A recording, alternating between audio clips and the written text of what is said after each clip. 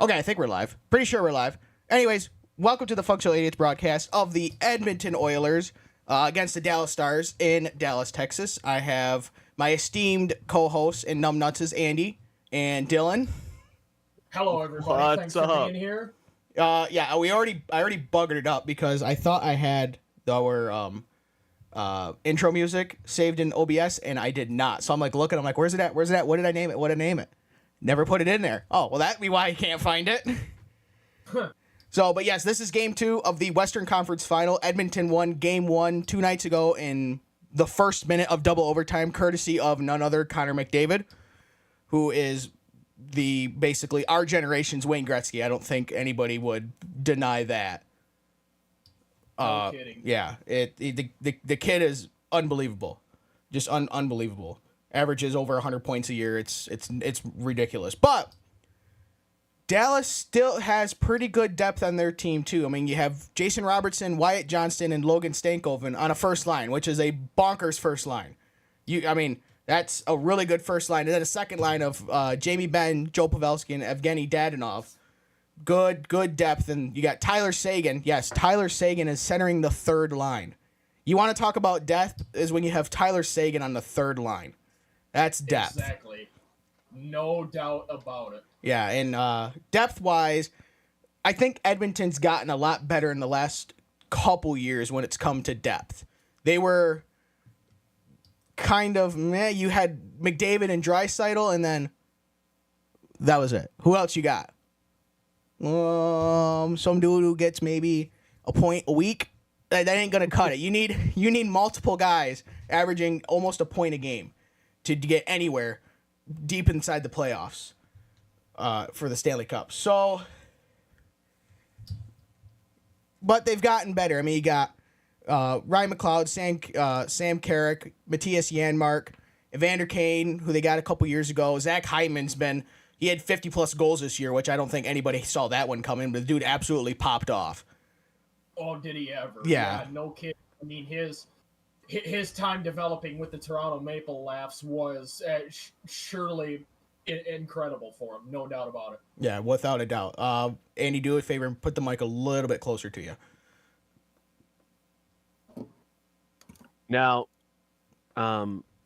obviously, I don't know much about hockey, so I have no business being here, but He wanted to be here. Here. I wanted to be here for moral support. Moral support and give his stupid 2 cents. So it is what it is. Hey, you've gotten interested in the old hooky. So that's all that matters is you are interested. You went to a Grand Rapids Griffins game because we're in the Grand Rapids, Michigan area. Went to a Grand Rapids Griffins game. You're like, oh, this is great. Yeah, Dylan, this is why me and Andy love the sport because it's fantastic, right? You think you're going to a WWE or a UFC fight and a hockey game breaks out. It's fantastic. Exactly. So, Andy, do you want to go through the projected lines for the Dallas Stars for tonight? Yeah. Yep. So, if you viewed in and tuned into our first live stream, we did the Atlanta Braves versus the New York Mets game not too long ago. And what we like to do is do the rundown of the stats, the positions, and especially the lineups around here as I work the scoreboard. So that's been kind of my thing and been going pretty well. So I will start with who I am rooting for in this matchup at American Airlines Center tonight. The home team, none other than the Dallas Lone Stars. Starting in the leadoff lineup, we got Jason Robertson, number 21 on the left side. Number 11, Logan Stankoven is on the right side. And Wyatt Johnston, number 53, is in the middle at center. Second line, the captain on the left side, number 14, Jamie Benn. On the right side is number 63, Evgeny Dadonov in that line. And in the middle for taking the center spot is number 16, longtime veteran Joe Pavelski. Going into the third line, on the left side is Mason Marchment, number 27. On the right side, we have veteran Matt Duchene, number 95. And in the middle at center is Tyler Seguin, number 91. And rounding out the forwards for the fourth line on the left side is Craig Smith, number 15. On the right side is Sam Steele, number 18. And the fourth line center is Radek Faksa, number 12. Moving on to the defensemen for the Dallas Stars lineup, the top pairing on the left side, Thomas Harley, number 55, and Miro Heiskanen, number 4, on the right side. Moving to the second pairing on the left side is Issa Lindell, number 23, and on the right side is Chris Tanev, number 3. And the bottom pairing for the Dallas Stars defenseman on the left side is Ryan Suter, number 20. And on the right side is Nils Lundqvist, number 5. And starting in net, projectedly, remember, is none other than Otter himself, a.k.a. Jake Ottinger, the number 29. Moving on now to the visiting team here in Game 2. It is the Edmonton Oilers, first line forwards. On the left side, we have Ryan Nugent-Hopkins, number 93. On the right side is Zach Hyman, number 18. And who else? None other than their captain taking the first line center position, Connor McDavid, number 97. Moving to the second line forward, on the left side is Dylan Holloway, number 55. On the right side is Evander Kane, wearing the number 91. And taking the center spot, Leon Draisaitl, number 29.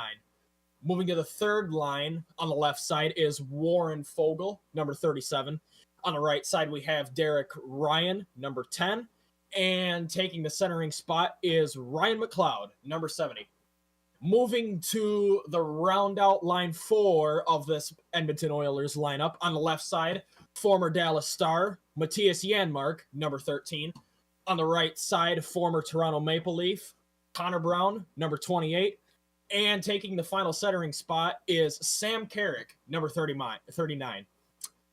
Moving to the top defensive pairing for the Oilers, on the left side, we have Matthias Ekholm, number 14. On the right side, we have Evan Bouchard, number 2. Moving to the middle pairing of the defensemen for Edmonton, we have Darnell Nurse, number 25, on the left side. And on the right side, we have number 73, Vincent Desharnais. Rounding out the Edmonton Oilers defensive pairing on the left side is Brett Kulak, number 27. And on the right side, we have Cody Ceci, number 5. And starting in net, projectedly, is number 74, Stuart Skinner. That'll round out for today's information on the projected starting lineups. Colt, back to you. That worked out perfect because somebody decided to interrupt me on a phone call. And so it just wrapped up as Andy was finishing it, as I'm trying to finish that sentence. Yes, so Dylan. If we're talking about so in hockey is more so the I guess the veteran players on each team better than a lot of like the younger guys, like not so veteran but they haven't been there as long, or well, it kind of depends. It depends really who the specific players you're talking about and what position they play.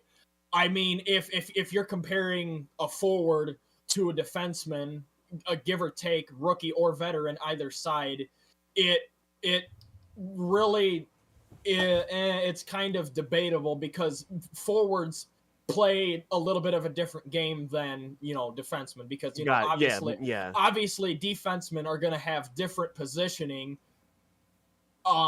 compared, unlike to forwards. Forwards are going to be closer to the blue line as to where your defensemen are going to be down closer to the hash marks and in between the circles. So, gotcha. But anyway, when it comes to skill level of veteranship and young raw talent kind of rather has more speed-ish in a sort of way. Like I said earlier, it all depends on who the player is. Yeah. Raw talent, it's just kind of like any other sport in this world. Raw talent, if it works hard enough and stays dedicated enough, and if plus throwing a little luck in there, that raw talent develops into veteranship, because let's look at for example, Evander Kane on the second line and Ryan Nugent Hopkins on the first line. They're not that young, those guys, just for Edmonton for example purposes, but they're kind of sort of in between. Gotcha, So and yeah. like I said earlier, it all comes down to just raw talent itself, and then veteranship is more leadership, kind of in a sort of way. I mean, look at Dallas's young core. Just that first line alone by itself, Robertson, Johnston, and Stankoven right there on the first line. It just they got the speed and stamina for it. I mean, let them go out there and develop their skills and see just how high potential they can be.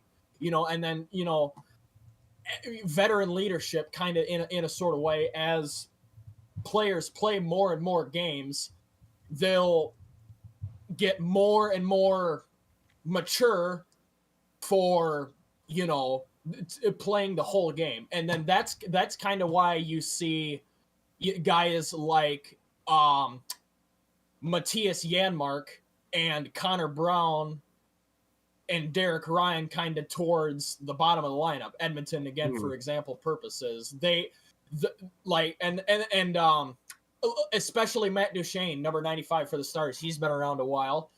It's not that they've reached exact potential to look at that skill purpose. It's just usually what coaches do is the first and second line is pretty close to the first and second line power play, and the third and fourth line plays the penalty kill. It is kind of how that coaching aspect works for the 2-and-2 lines of the game in a sort of way.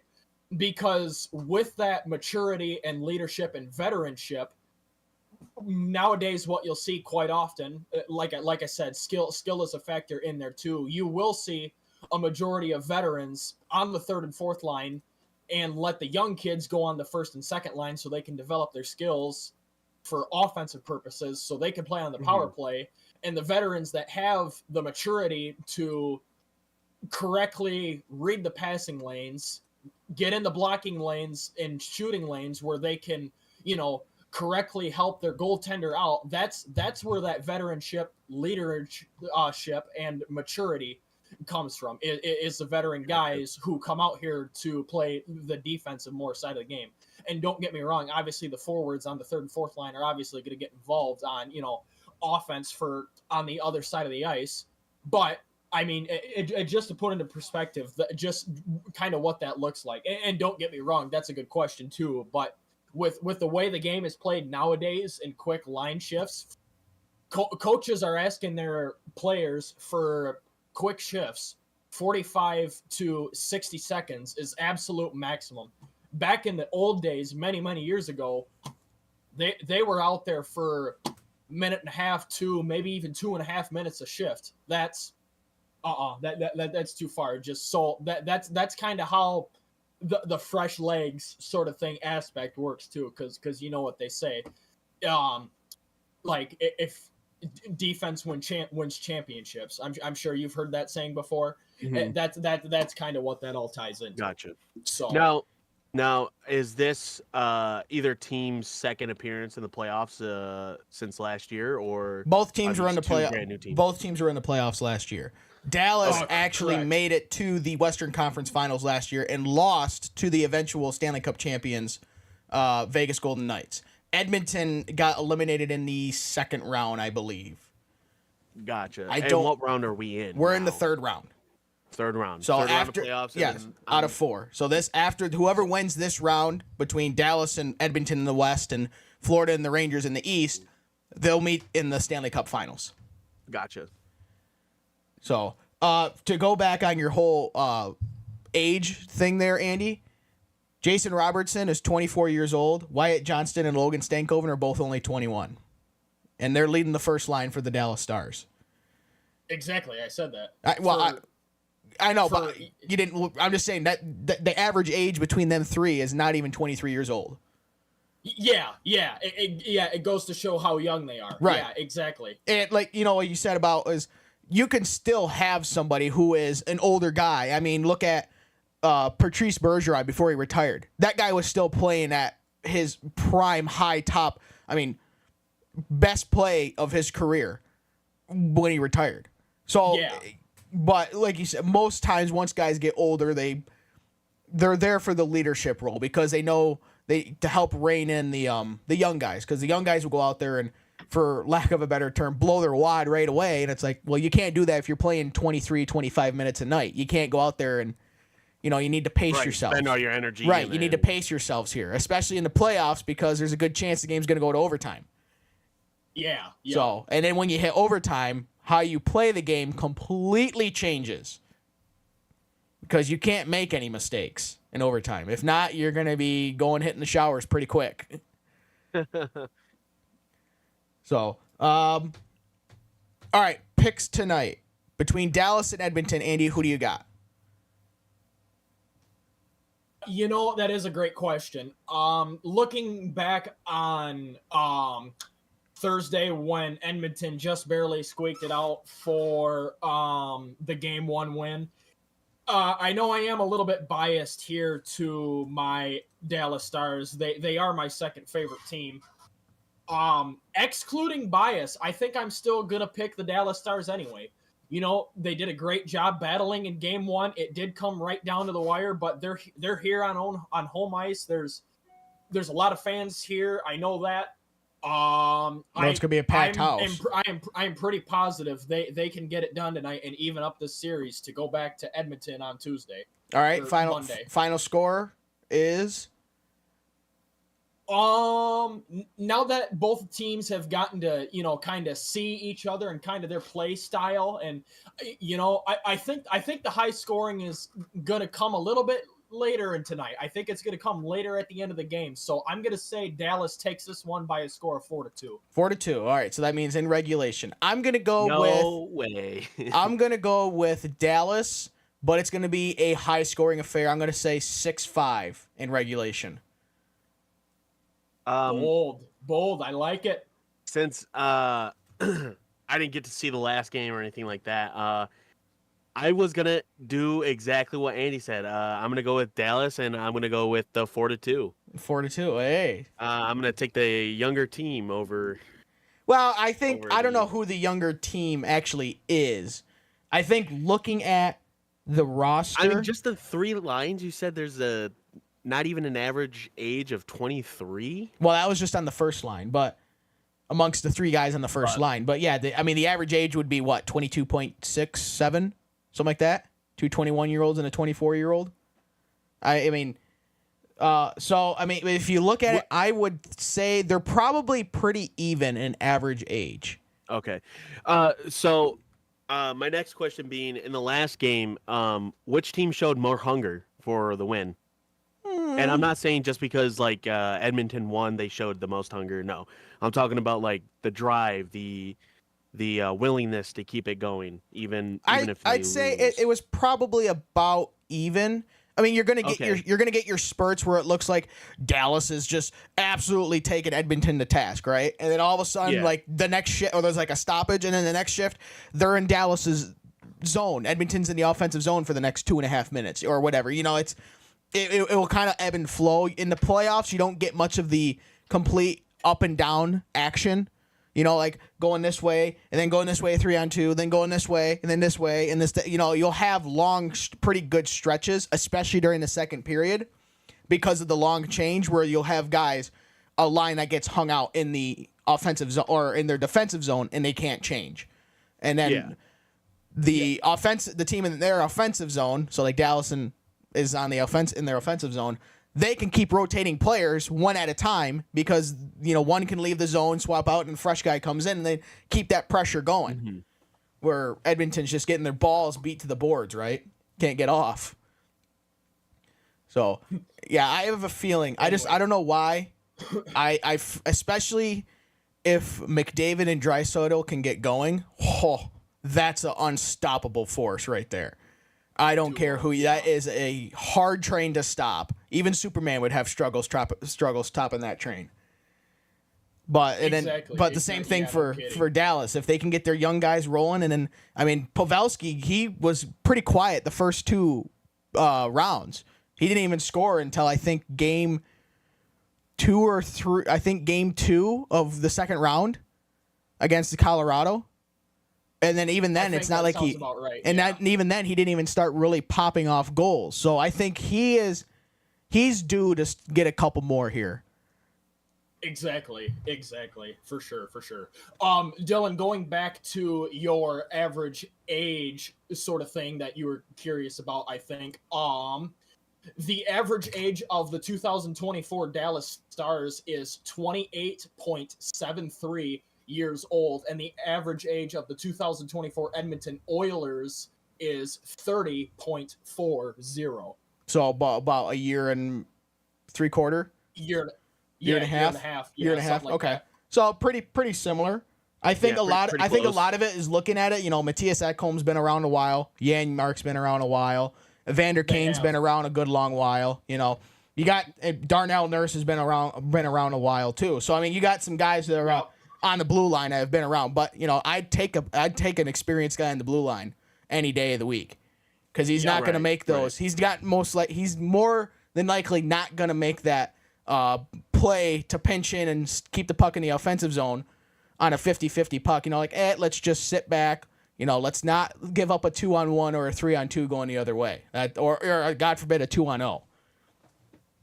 That's the last thing you want to do. So, now, basically in terms of seeing if these teams are fun to watch, are they pretty fun to watch?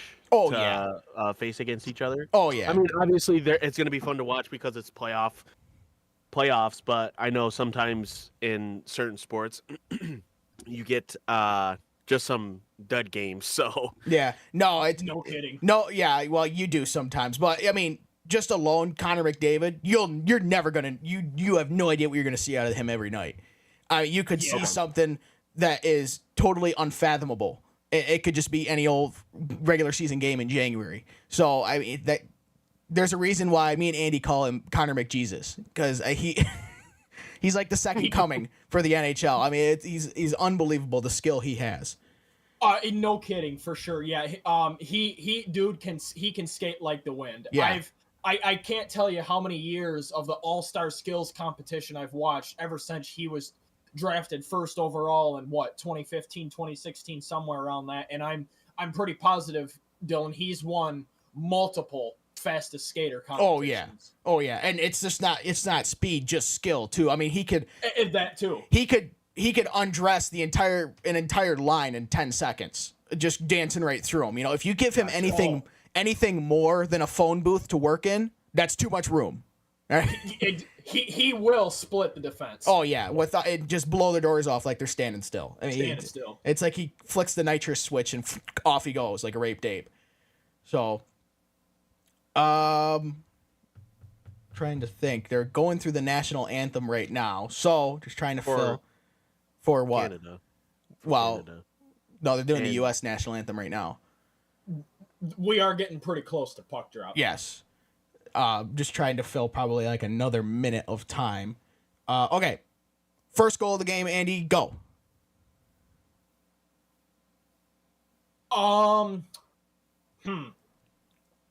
First goal, I think it's going to be a good defensive battle to start the game, but I think Zach Hyman's going to get another goal late in the first period. I'll say somewhere around the 2:30, 2:37 mark. So how they would list it would be about the 17:30 minute mark of the first period. Yeah, okay. 2.5 minutes to go is about what I meant, yeah. I think we're going to see a goal in the first 4 minutes, and it's going to be for Dallas.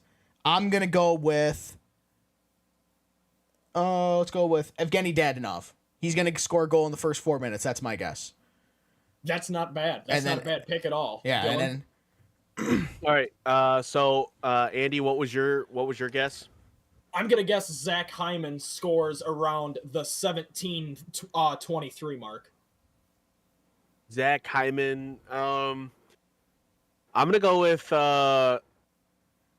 what's Connor's name? Connor McDavid. Yeah, That's Connor not McDavid. A bad pick either. I think I'm gonna go with about maybe 3 minutes in, 3:15 ish. So you're with me. You think we're gonna be scoring quick and we're gonna be scoring fast? Early. Oh yeah. Okay. So, All right. Well, here we go, ladies and gentlemen. We got the Puck March. drops coming up. Yep, we got. Looks like we got Pavelski centering Marchman, and I can't see who's on the other end of there, but we got Pavelski and McDavid. A little scrum in the middle. Yeah, Lindell is gonna ice or send it down into the Edmonton zone. Back around to Bouchard. He's gonna give it up to the ice. It gets up to McDavid. He rolls into the Dallas zone. That's boxed out. Out comes Dallas. They go across the blue line. Dance it around and ends up on Marchman's stick. He loses it. Goes out and back into the neutral zone. Tanev's going to dump it back in, and Stuart Skinner's going to play it behind the net in the trapezoid. And we're going to have wholesale line changes for both sides. Edmonton stretch pass. Doesn't work. See, we got Heiskanen, flings it around. Bounces off another stick.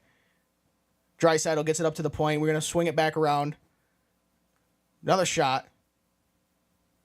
Good defense there. Yeah, that's right.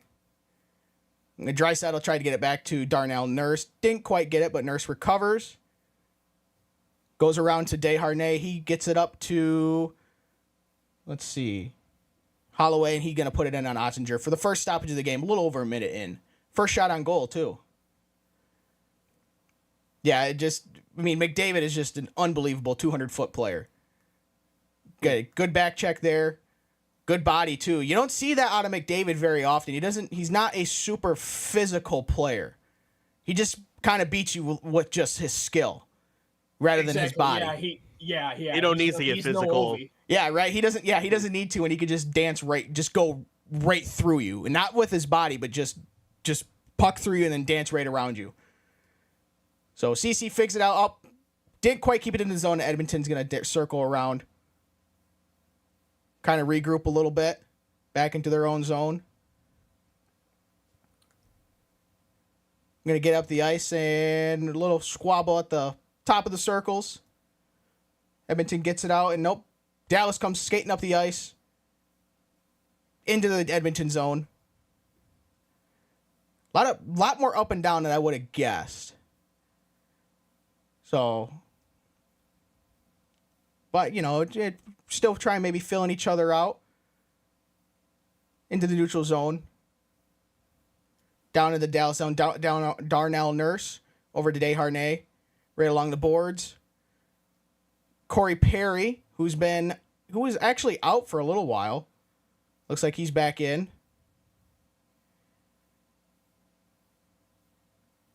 He's got it right now. Oh, nope, Dallas gets it back out of the zone. Desharnais picks it back up in the Edmonton zone. Scoops it up. Gets over to Heiskanen. Back over to Harley. He gets it up to Robert, and they're offsides. Dallas is offsides. I did see a little thing that Ty Dellandrea is playing in his first game. I didn't catch the date, but he's playing in his first game in quite a while. I think it was the first game in this series for sure. I don't recall seeing him in the last game either. From the Flint Firebirds. Of course, Andy would know that. Unbelievable. Andy will pull a guy who's been on a player for Edmonton. He's been there for who knows how many seasons, right? And it's like, oh yeah, he played for the Saginaw Spirit in 2015-16. It's like, who the hell knows that? How do you know that? Yeah, he just pulls it right out of his ass, right? It's just unbelievable. Oh my God. Got a little bit, and of course we got the Hyman out line, or actually technically in the McDavid line, but they turn it over and Lindell skates it up into the Edmonton zone. Couldn't quite get it over to Duchesne. Oh, good keep by Marchman to keep it right in the zone, right at the blue line. Duchesne trying to center it out front, can't quite get it to work. Edmonton's going to clear it out. See, Pavelski gets it back to Heiskanen. He's going to try and turn and burn, dump it into the zone. God, I hate the dump and chase so freaking much in hockey. Ugh. I could go on a 50-minute rant about the dump and chase. I can't stand it. You know what? Especially I can't stand it is on the power play. I hate when they do a dump and chase on the power play. Like, you just got the puck. You're trying to get it, and you're just willingly giving it away. As we got a 2-on-1 for Dallas here. Oh, Ben scores. Shot from the top of the circles. over the pad and under the blocker of Stuart Skinner. Absolute bullet. 1-0 Dallas. Wow. Well, it looks like we got the early scorer part right. Just it's for the other team. Yeah, well, I got it right. I said it was going to be Dallas, but I didn't say it was going to be Ben. I said it was going to be in the first 4 minutes, though. So I'll give myself a half a point. Way to go, boys. That was a nice shot right there. And he had Stankoven there in the back door. If he could scoop up, if Stuart Skinner couldn't handle the rebound. Yeah, kind of a broken play and kind of a lucky bounce to Jamie Benn to get a hold of it on the 2-on-1 rush there. And what a shot. Good shot. So, yeah, the Dallas has definitely got the building rocking there, American Airlines Center. But, if I'm saying it's going to be a 6-5 game, boy, we got a long way to go still. We're still only 4 minutes in. We got a long way to go. I mean, I think just it was in the first game between these two. Sagan tied it with like 3.5-ish minutes left. And on the ensuing faceoff, Edmonton went right down, and Ottinger made an unbelievable save with his right toe. And when I say toe, I mean frickin' toe to stop it. It was unbelievable. As CC brings it into the zone, looking for a tip, doesn't quite get it, and the rebound. And Edmonton scores on the rebound. Connor Brown. Just like that, we are tied up at 1. See what I mean?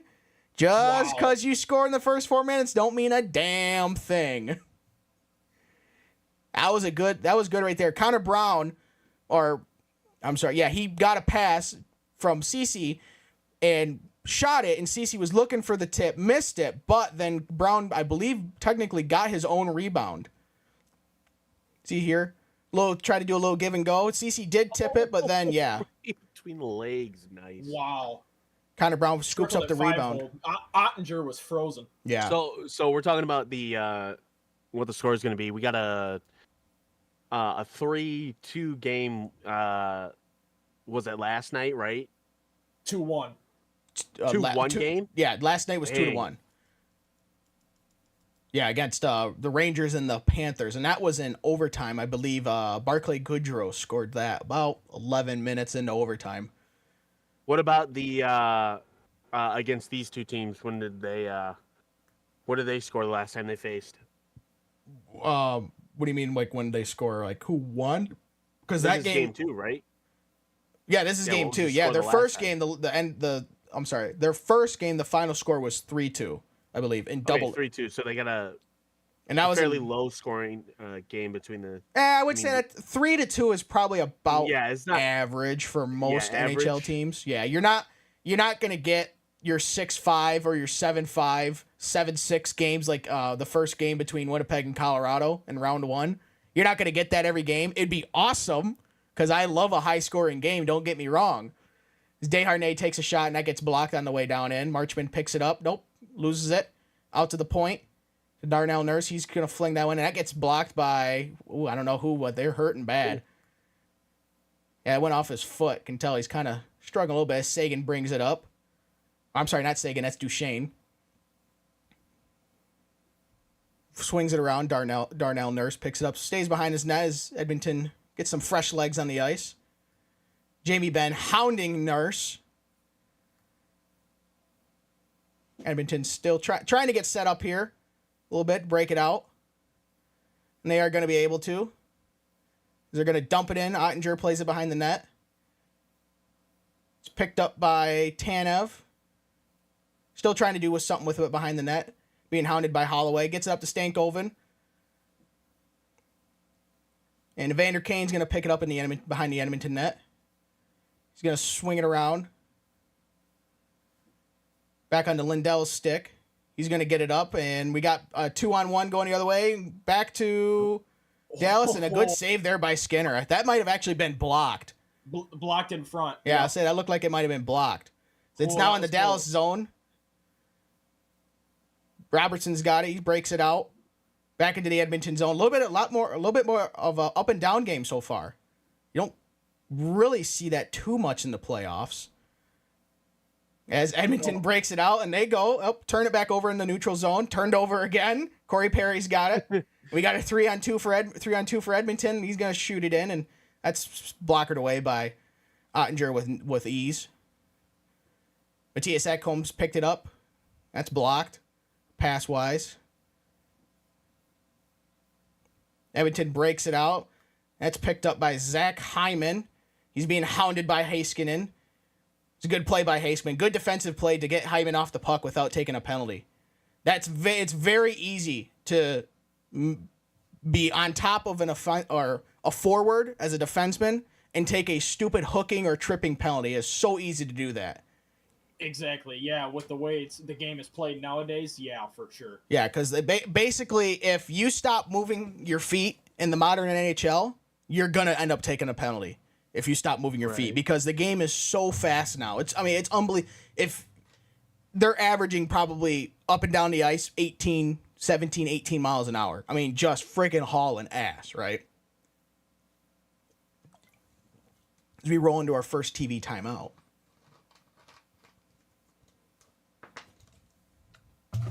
Take a water break, Coach.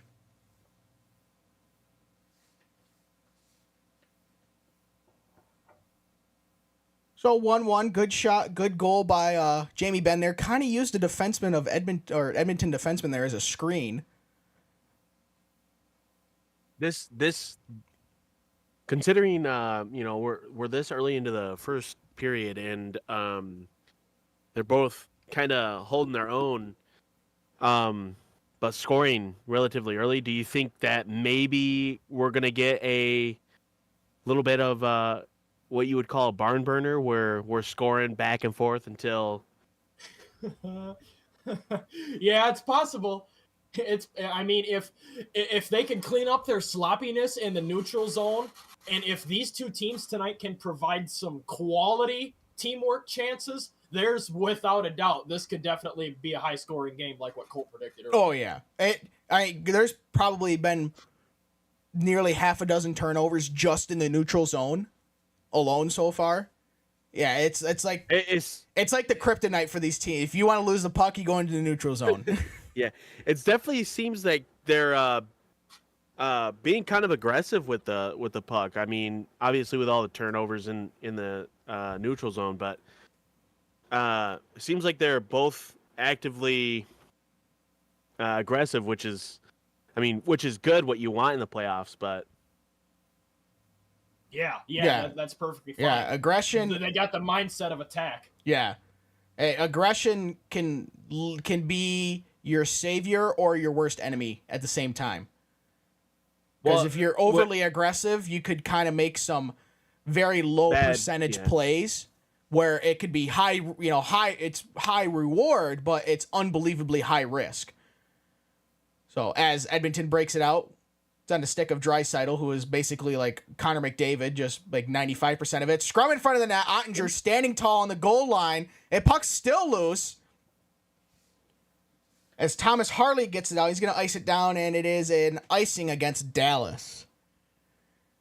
Ottinger is back to when, I think it was it 2 years ago, where basically Dallas only made it into the playoffs, and as far as they did because Ottinger was playing out of his freaking mind.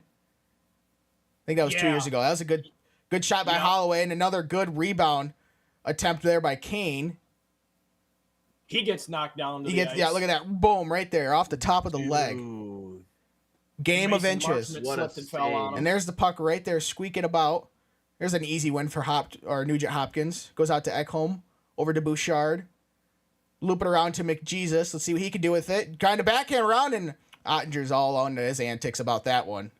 Good glove, active glove there by Ottinger. Picked it out of the air. Not a problem. But I mean, that's the Kane or the Evander Kane attempt there. How close that was. And you first shot it, and then it nearly went in again right there. Now, I don't know if they would have counted that, because it almost looked like it could have been for kicking. But, I mean, it's a game of inches.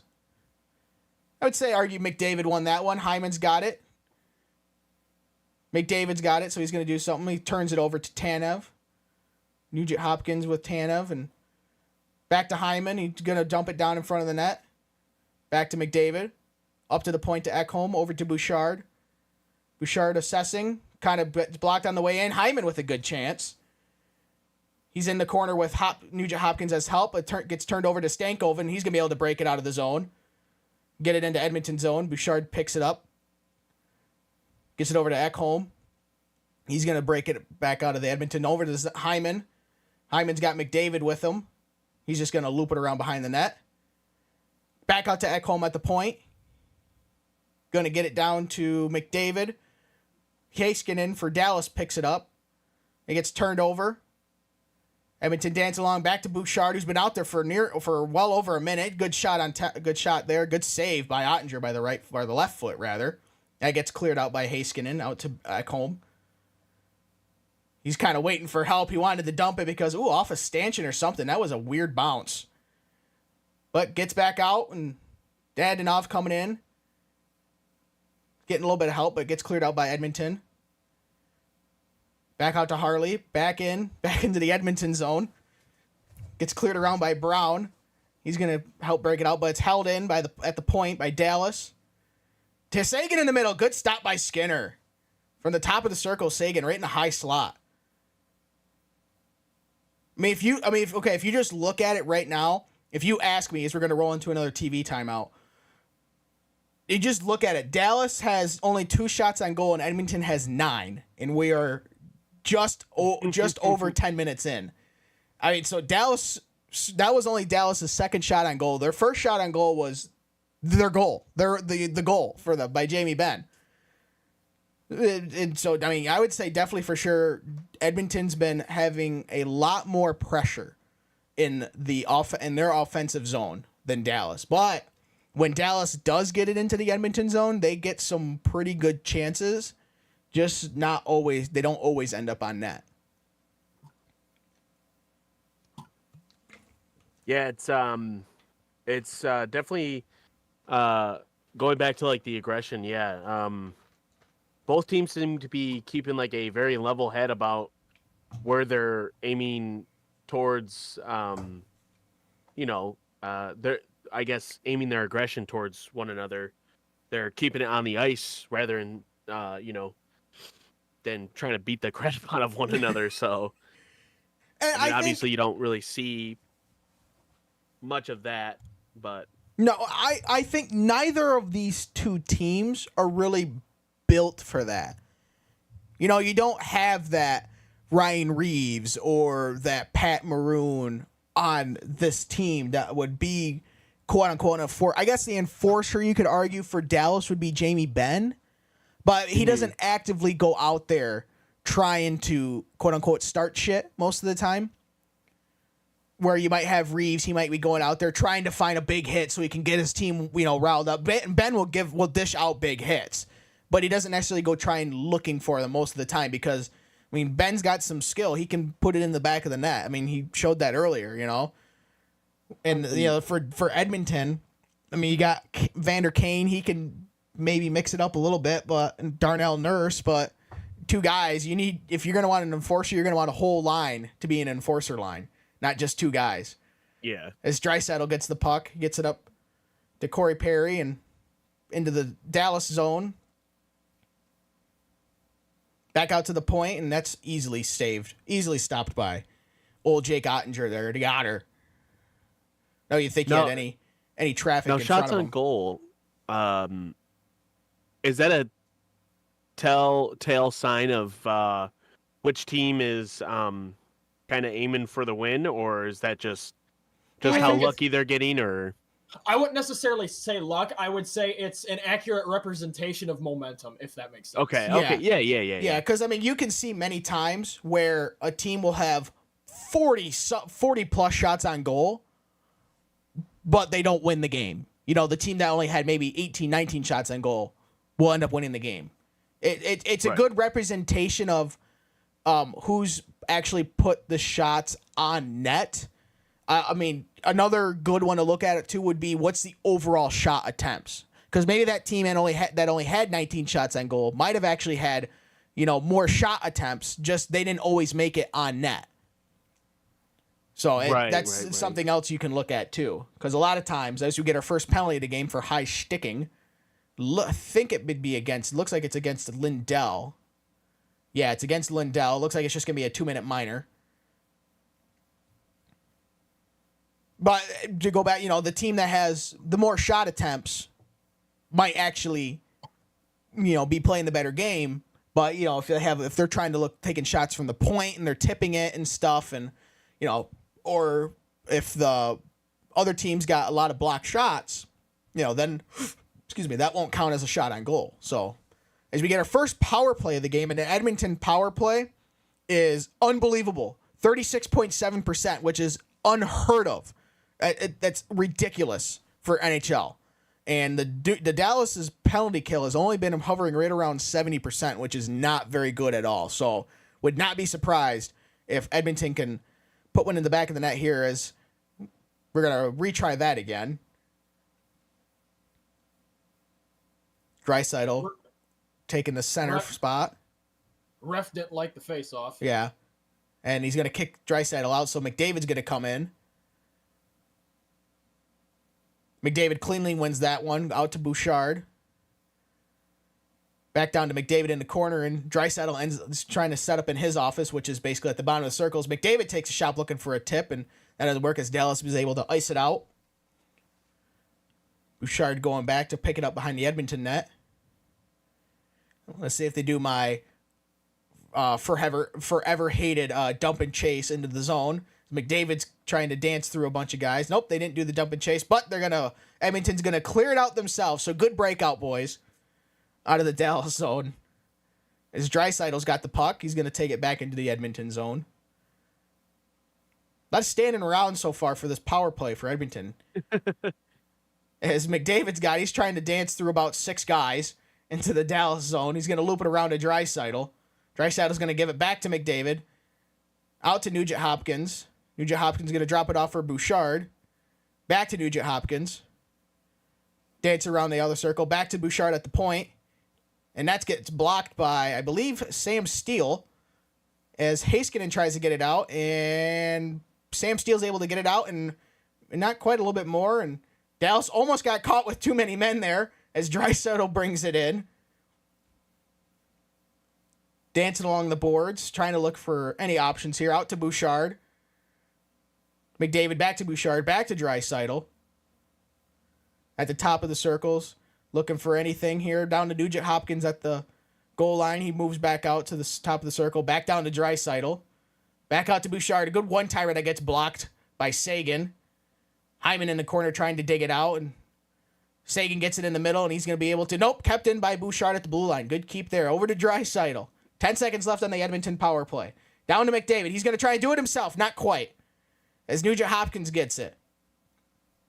Back to McDavid. Back to Nugent Hopkins as Dallas is now full strength, able to kill that one off. Draisaitl with an attempt that was blocked away. McDavid with it again. Over to Bouchard, but that is passed out of the Dallas zone, and Bouchard's just going to dump it. He's been out there for the entire power play, so yeah, he's going to want a water break, coach, as Chris Tanev blows a tire there. Floyd got him there at the goal line. Tanev gets it up helps gets it into the Edmonton zone, rather. Edmonton is able to break it back out. Back into the Dallas zone. Vander Kane takes a chance. Another chance by Evander. Another save by Ottinger. By a rebound. Oh, nope, it's still loose. Wow, I thought Ottinger had it. Back out to the point toward Darnell Nurse. He rips a shot, and Ottinger gets it as he has some words with the referee. Why wasn't play stopped sooner there? I thought Ottinger had that. But McLeod obviously saw the puck laying there, and he dug at it again. Good saves by Ottinger there, and a good kill by Dallas. There's the attempt by Kane, digging around. Ottinger just couldn't quite get it, and I don't know. It looked like McLeod kind of pulled that out from underneath Ottinger. Let's take a look at the replay. I mean, he's got it. Yeah, I would. Yeah, I would say it was I would definitely say he kind of pulled it out. His blocker and his right pillow had it squeezed. I think what happened is that since McLeod was still digging at it, though, it looked like Ottinger lifted his hand up to try and look for it, and when he did it, he uncovered it. It was like, no, you had it covered. As Lindell gets it up to Marchman, and they're able to break it out of the Dallas zone. Pavelski's got it. He's going to dump it in. Marchman going after it.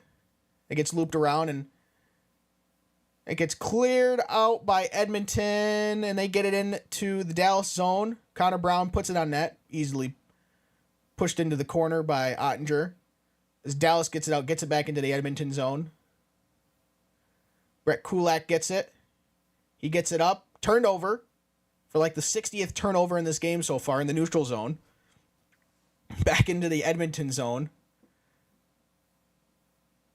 As Carrick gets it up over to Kulak, he gets it into the Dallas zone. As Dallas is now going to turn around and get it back out. Goes up to Dadonov, going in on Desharnais. Robinson tries to center it, but nobody home. Back out to Tanev at the point. Trying to look for anything. Over there to Seguin. Good stop by Skinner. Seguin still with the puck. Gets it back to Seguin. Into the middle over to Robertson. Instead it went to Lindell. Dadonov didn't quite get a good one-timer there. As it's brought in by Edmonton. Right into the net, and the net comes off. I don't see any goal interference coming out of that. In my opinion, it looked like Dylan Holloway was just trying to drive hard to the net, and I mean Tanev was there and kind of pushed him into his own goaltender. That looked like pretty rough contact from the way just the camera angle looked. Yeah, let's see. I mean, looks like. I mean, arguably, Chris Tanev did it to his own goalie. Because Holloway went around Dadonov, and then all of a sudden Tanev came from the upper ropes from out of nowhere, tried to knock Holloway off the puck, but instead he knocked himself into Ottinger. And then they all went crashing into the net, knocking that off, and that's what the actual stoppage of play was. But yeah, to go back to the Dallas penalty kill, that was I would say a huge kill for Dallas. Because like I said, they are only batting into like the low 70% for their penalty kill, that's terrible for the NHL. If you aren't into if you got to be in at least into the 80s for a good penalty kill, and preferably in the high 80s for a really good penalty kill, for high 80s or low 90s. 70 is not going to cut it, especially against a power play like Edmonton, who basically is going to score every third power play. Because when you have McDavid and Draisaitl out there for the whole 2 minutes, they are going to find each other and they're going to do something with it. Yep. For sure. And Draisaitl, he likes to set up right between the bottom of the circles and the goal line. Looks like an impossible angle. And he just will rip a one-timer there, going top cheese every time. Yep, it's coming. Yeah, it's so. But if you know it's going to happen, if you can defend against it, then you'll be able to do pretty good. I think from both teams, a lot of good saves from both of their goalies, Skinner and Ottinger. So I was just bringing up the projected lineups. My bad. Yeah, no, that's fine. Yeah, I'd say Ottinger's definitely had his work cut out in this first period. I mean, Edmonton's already got 14 shots on goal. Dallas sitting at 3. So 5 minutes to go in the first. Yeah. Going over to some of the highlights we've had so far, and I mean, if you look at it, I mean, Skinner's only had to be in net for 2 of Dallas's shots, basically, because one's gone in and he stopped the other 2. So far his save percentage is garbage. It's only batting at a .667. So as that's face-off is won by Dallas. Tanev's got it behind the net. Just scoops it over to Lindell. As Delandria is trying to get it out. That's kept in by McDavid. Down to the corner to Nugent Hopkins. Nugent Hopkins off the referee. So Chris Tanev is able to get it out. But it's immediately, guess what? Turned over in the neutral zone. It's looped around by Dallas trying to get it out. And that is going to be icing against Dallas. Oh, never mind. No, it was not icing. Good hustle there by Dallas to negate the icing. As McDavid's got the puck behind the Dallas net, he's going to blow a tire. Tell you what, if they keep blowing tires like this, Goodyear's going to have record profits. As it gets up to Heiskanen, he's going to get it into the Edmonton zone. Try to do a one-man band. He puts it on net, but it's above the net. Higher goes out to the Dallas, or Dallas keeps it in at the point. Back into Heiskanen. Now Stankoven's got it. Back to Heiskanen along the wall. Back down to Stankoven in the corner. Ben's got it. Centers it. Nobody there. Edmonton's able to get it out as Ryan Suter picks it up back in the Dallas zone. Ends over to Heiskanen. Heiskanen gets it up to the Stankoven, back into Edmonton zone, and right back into the neutral zone again. I'm sure it'll get turned over. Yep, there it is. It's unbelievable how much the puck's getting turned over in the neutral zone. Yeah, it's it's borderline amateur hour here. And then the dump and chase doesn't help either. Yeah, exactly. Well, I guess I know why you're doing the dump and chase, because if you don't do it, you're just going to turn it right the frick over in the neutral zone. Yep, that's how this game is played. God. Dallas gets it behind, centered out to Stankoven, but nobody home. As Connor Brown puts on the Jets, trying to get around the defense. Down to Nurse in the corner. He tried to be like Draisaitl. That didn't work. Whiffed on the shot. Yeah. As Marchman gets it out for Dallas, he's going to get it in for Edmonton, do the safe dump and chase for today's game. As Pavelski gets it. Back down to Lindell, pinches in to keep it in the zone. Successfully does keep it in as he gets helps from Duchesne, but eventually Edmonton is able to dig it out. And they get it into the Dallas zone. That's a shot on goal. Lindell gets it up to Marchment, who's dancing around Draisaitl. Gets back into the Edmonton zone. Picked up by Connor Brown over to Cody Ceci. Sorry, not Connor Brown, Dylan Holloway. Still Ceci, but that's turned over, guess where? Neutral zone to Heiskanen. He's going to dump it back in. Back behind the Edmonton net, Draisaitl's going to pick it up. Try and get it out. And that's going to be put on net on Ottinger, so it won't be icing. Evander Kane was there anyways. So we'll have a face-off in the Dallas zone with just over 2 minutes left in the first period. Dallas with only 3 shots on goal. Edmonton with 16 shots on goal in the first period. Definitely for sure, I would say Edmonton has kind of been throttling Dallas in this first period. Oh, yeah. If it wasn't for Jake Ottinger and the magic voodoo BS he could do, this game would be all but over already. That was a good shot. Looked like that went off the top of the crossbar by that shot by Heiskanen earlier. No wonder they didn't count it. It also might have looked like it just possibly straight up missed too. Yeah. The camera angle was a little funny. Yep. As Bouchard tries to keep it in, doesn't work. As Sagan's trying to dance through Ekholm, that didn't work. McDavid gets it back to Bouchard, who gets it up to Draisaitl, over to McDavid. He's going to skate into the Dallas zone. Looking for help. Gets it to Zach Hyman. Hyman down to Draisaitl. Draisaitl gets it up to Bouchard, who's going to dump it around to Ekholm. Ekholm tries to get it down to McDavid. That didn't work.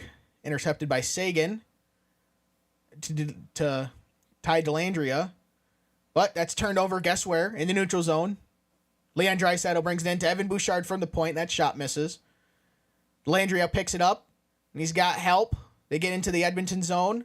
Shot. It looked like that was blocked away by Skinner. Up into the netting.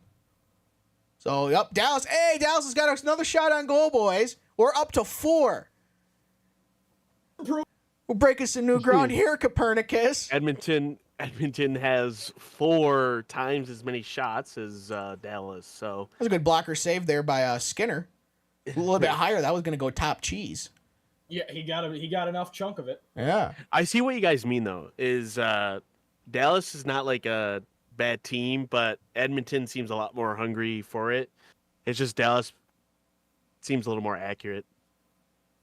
Well, I think a lot of it has been down to Ottinger's just been doing Jake Ottinger things. So that's iced by Edmonton. So we'll have another face-off in the Edmonton zone. With just 1 minute remaining in the period. Yep, just under a minute.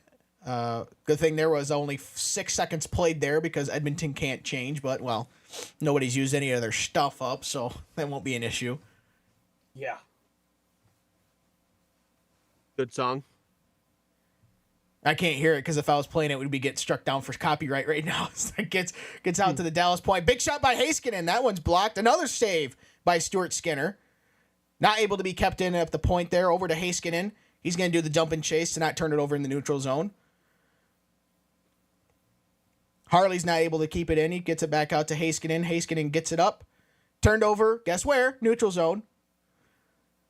As it goes back into the Edmonton zone, they're able to get it out. Heiskanen picks it up in neutral zone.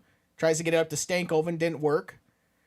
As it looks like, good shot and stop, and good shot by Johnston. Better save by Skinner. Johnston has the puck again, trying to get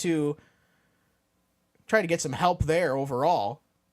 Gets down to Stankoven. He's dancing around about 6 guys. Great save by Skinner there. Wow. It gets kept in by Ryan Suter. And looks like Skinner's able to hold on to that one. That was a good move, a great move by Skinner to go around about 3 Edmonton players, but an even better save by Skinner. Like Stankoven comes out from the corner, goes around 1, 2, between 3 guys there. It looks like actually Marchment. It actually looks like it hit Marchment there. See if they show another replay of it.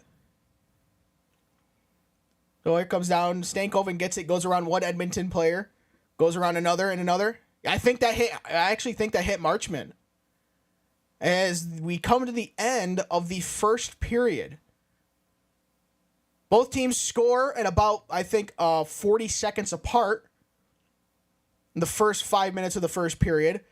Edmonton with 16 shots on goal. Dallas with only 5. I would say for sure Edmonton's been playing a little bit better, but Dallas did come to life there in the last minute. Almost like they finally woke up a little bit more. Was like, maybe we should start playing the sport that we paid millions of dollars to do. Yeah, maybe you should. The cheapest ticket here was over $100, and that's for the nosebleeds. Maybe you should play a little bit gooder.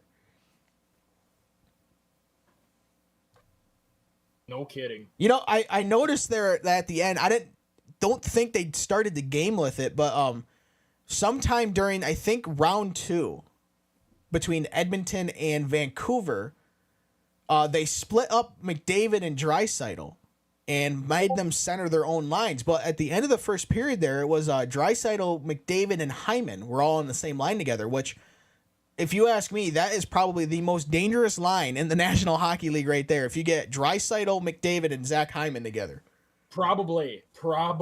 I would take that line any day of the week. All day, every day, and twice on Sundays. Because you're going to get McDavid, who is an absolute dish master. He went 10 games in a row without scoring a goal, or 11 games in a row without scoring a goal, but had 20-plus assists or something like that. Absolute dish master. Draisaitl could score from below the goal line damn near. And Hyman was scoring at will during the regular season with 50-plus goals. The only one who was doing it better was Austin Matthews, as he ended up with a grand fat total of 69 goals in the regular season, which I believe was the most since, what did I say? Was that the most since, let's see. If you had to guess, Andy, Matthews' 69 goals in the regular season was the most since who? Oh, shoot. That's a tough one. Oh, boy. I don't think... as long as I've watched and played hockey a little bit, I should know this one. I can't remember if Alexander Ovechkin has had a 70-plus goal season before or not. I honestly can't remember. So I'm going to go with Wayne Gretzky back in early 90s, late 80s. I can't remember. But if we're going just based off of the player-wise, that's fine. I don't know. The amount of goals in the year, I'm probably not going to get right. So I'm going to have to go with Wayne Gretzky on this one. It was who I was thinking. It was actually Mario Lemieux. Did it not? He was my second guess. He did it. Only 4 players have ever actually gotten 69 goals or more. And actually, no, he's only 3 players of. I'm sorry, no. One of only 2 players. Okay, so that's wrong. Hey, anyways, Lemieux did it in 92-93 and in 95-96. Oh, that's right. Yep, so, okay. But it took nearly 20 years for someone else to do it.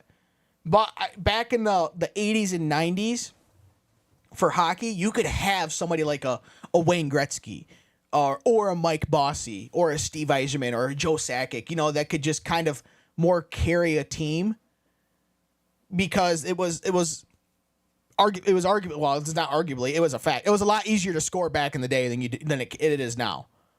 I mean, goalies are a completely different breed. They're barely human when it comes to NHL goaltenders.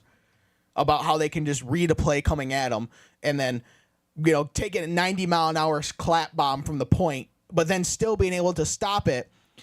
But not only stop it, but also direct the puck into a way to where it won't be an issue as a rebound. I mean, to be out doing all that in a split second, it's unbelievable. It is. It's all in the skills and the coaching. Yeah. Well, yeah, a lot of goalie. That's where goalie coaches probably are like the second highest paid coach on a staff behind the head coach. Because your team can be made or could be broke depending on if your goaltending sucks. Prime example of that was Toronto. They had great talent on their forwards and defense. Who was your goaltender? Right, yeah. The tarp you would put up on the front of that with the 5 holes. That was basically who their goalie was. The shooter tutor. Yeah, the shooter tutor.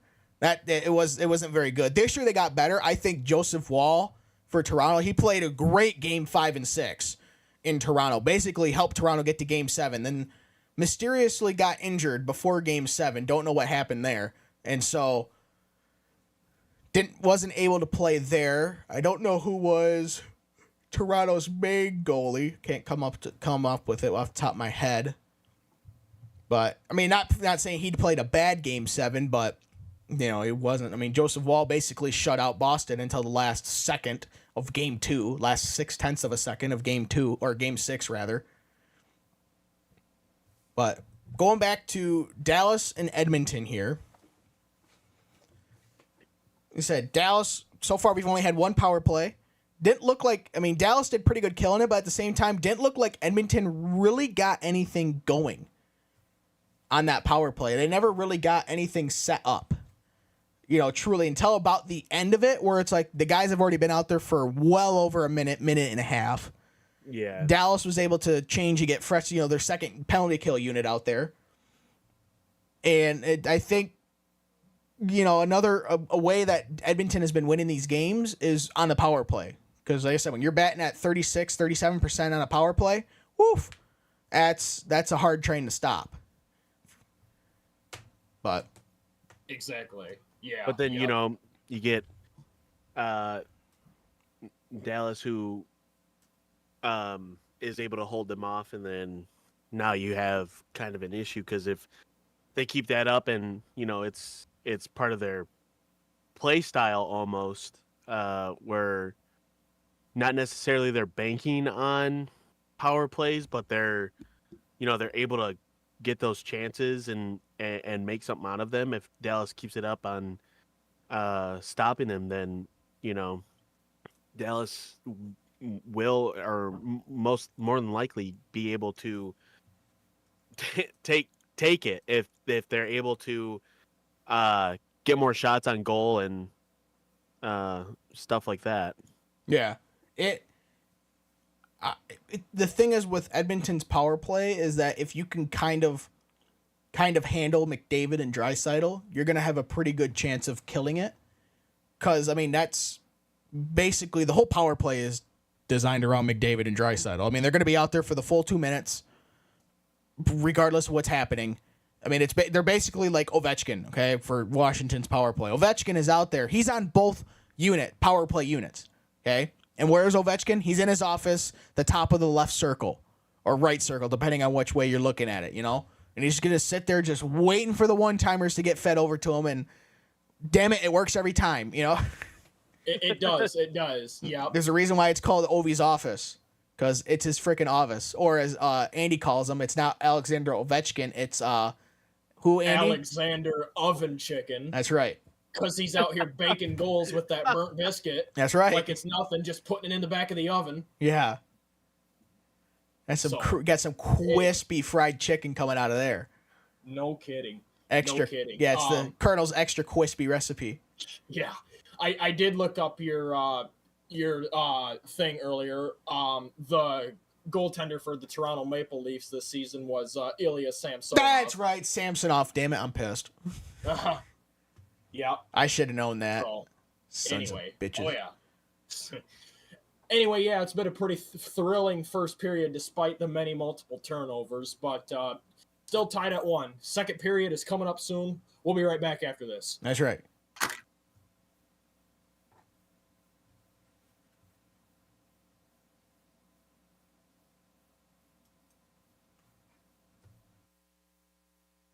So do we keep talking or? Well, you can if you want, but Andy's going to have a bathroom break. If you need to go have a bathroom break too, you can go Oh, for no, it. I'm good. We don't have the you- luxury of having a 90-second TV timeout. You know? Oh yeah, are we still live then or? Yeah, I didn't stop it. We're still live. Look at your phone, buddy. I don't know why, but that sounded like the dude from Elf. Yeah, we can. Okay, well, I'm going to talk about it right now. That's right.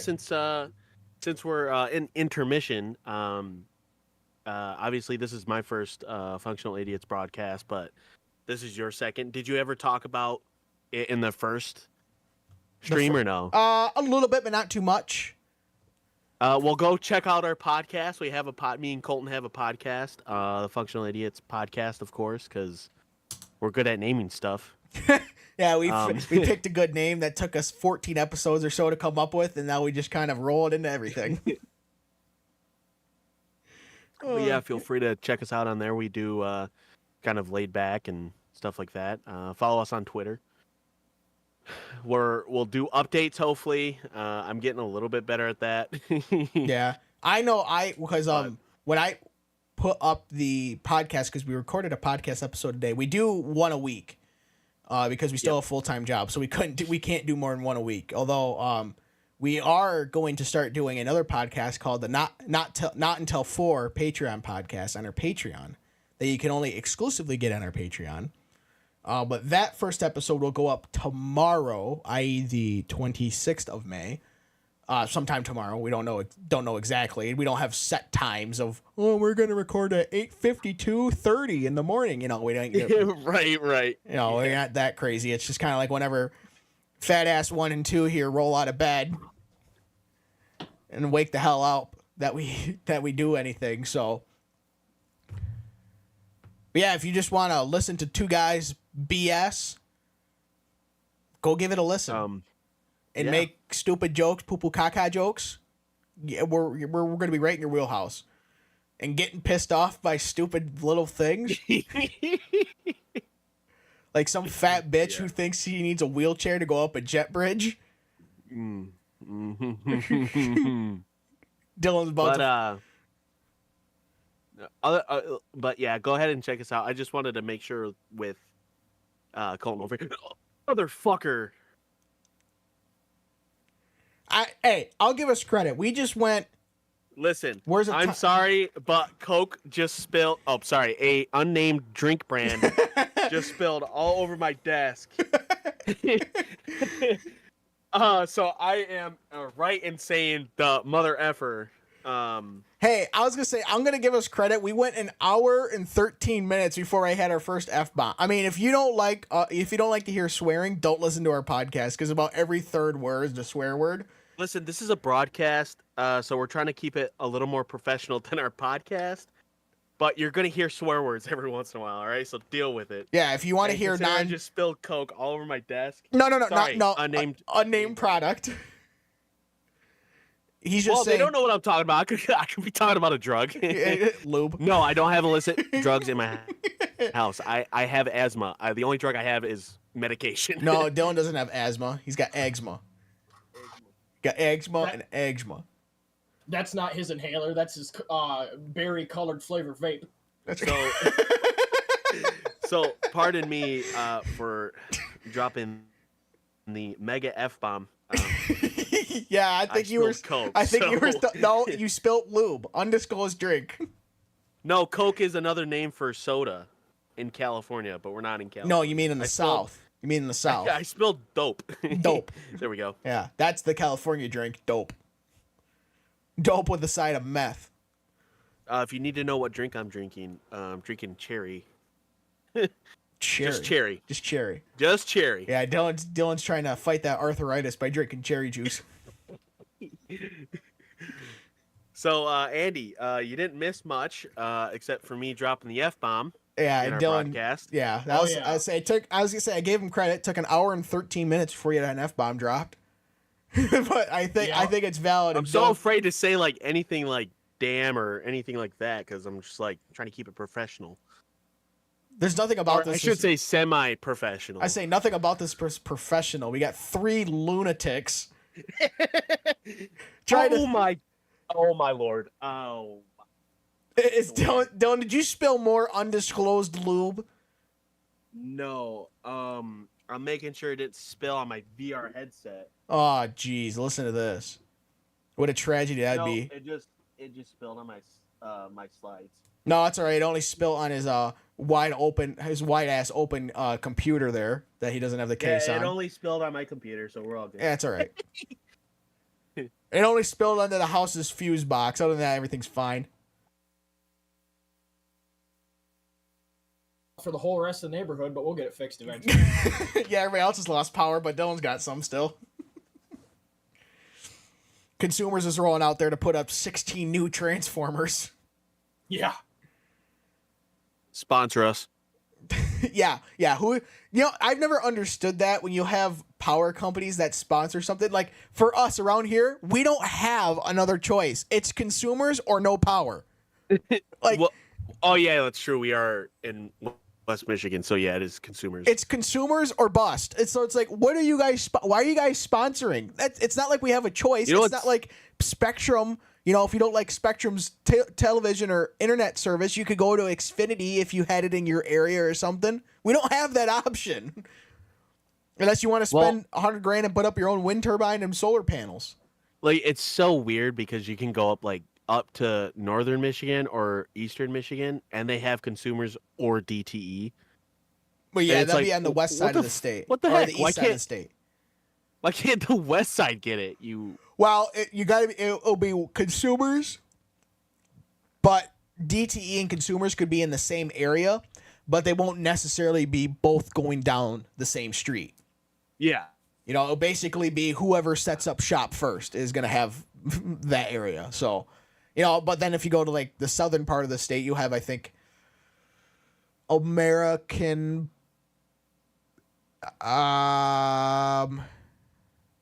Electrical Company or American Electrical Power or something like that. They're based out of Indiana or something like that. But what the hell are we talking about power companies for? This is a freaking broadcast about hockey where they can't help but turn over 60,000 times in the neutral zone.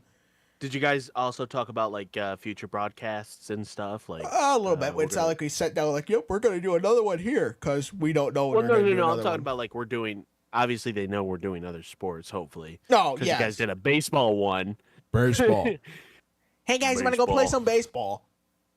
We're going to- Yes, no, we plan on doing. The reason we chose this is because Andy likes the Dallas Stars. Is the second favorite hockey team behind the Detroit Red Wings. Plus, it's a Stanley Cup playoffs, and within another month here at the freaking most, probably not even that. Probably in another 3 weeks, hockey's gonna be done. Probably, yeah, another 3 or so weeks, hockey's gonna be done for the year till October. Yep. So during the summer, you can join us for some baseball games, which we'll doing probably most of them Saturday night games or so, Saturday games. But then when it goes around to September after Labor Day, we are going to be doing some NFL games. Ooh. Join us for some good old Sunday night football, or I should just say Sunday football. Sunday afternoon, yeah. Yeah, Sunday football. We don't know exactly when. We're gonna do games exactly every Sunday. All I know is that if we do a game, it'll be either Sunday night football or it'll be a Detroit Lions game. So if you don't like the Lions, tough shit. It's what we're gonna probably Guess what? do most Guess of the what? time. If Exactly. you don't like the Lions, get out of our stream. That's yeah. Dylan trying to alienate the 3 people or less watching. No, Yep, I'm just exactly. playing. Everybody, what's his name? Tom Grossi. He does a pretty much the same thing, except He's a big he's a Packers fan, isn't he? Yeah. He's a huge Packer. He just won Fan of the Year too. Oh, so he likes trashy teams. Garbage. So, all right, let's get back to hockey here as we missed the first 15 seconds of the second period here.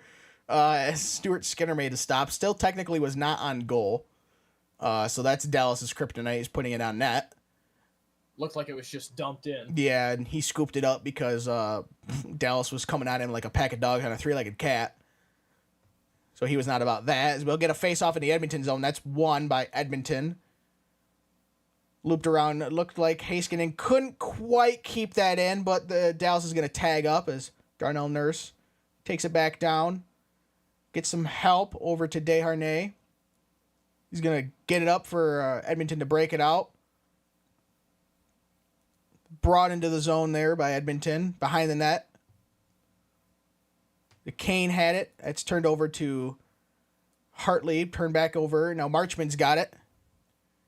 It's like hot potato right now with the puck. Turned over once again in the neutral zone.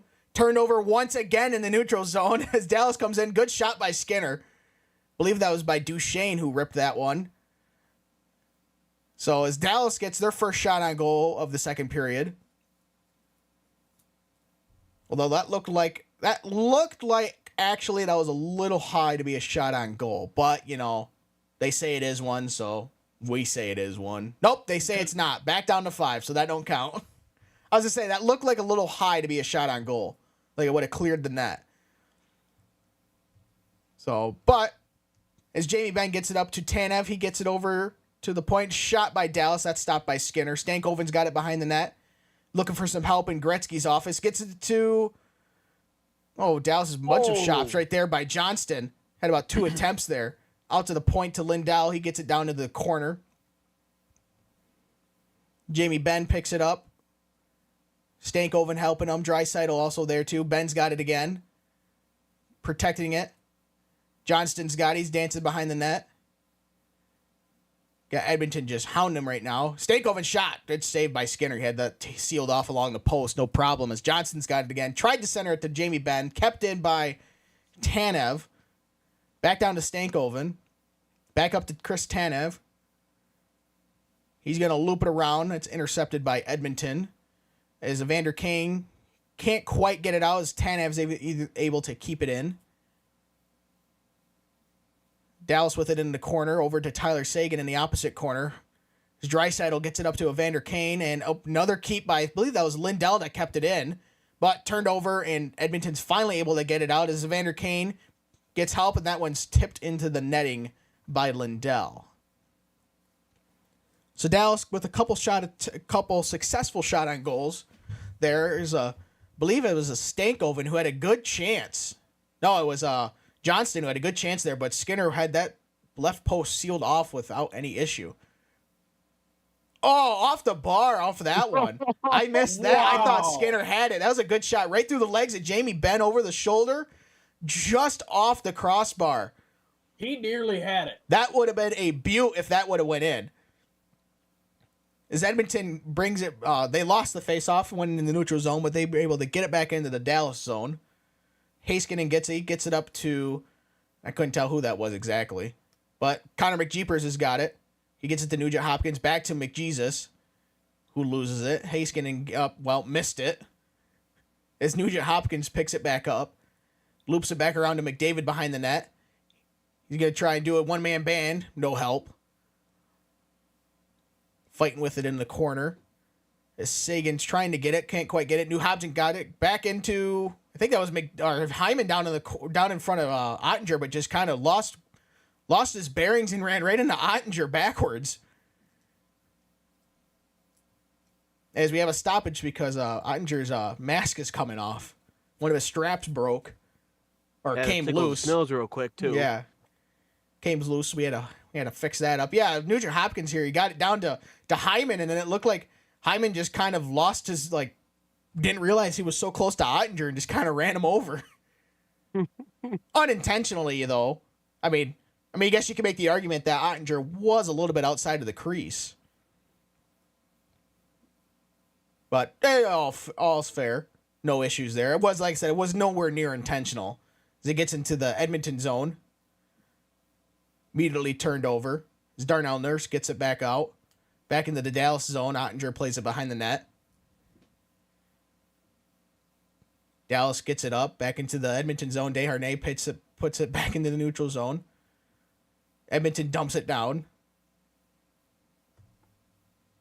As McLeod went after it with a little bit of help, but Dallas is able to pick it up and get a good breakout with it. They get it down into the Edmonton zone. Nurse picks it up behind the net.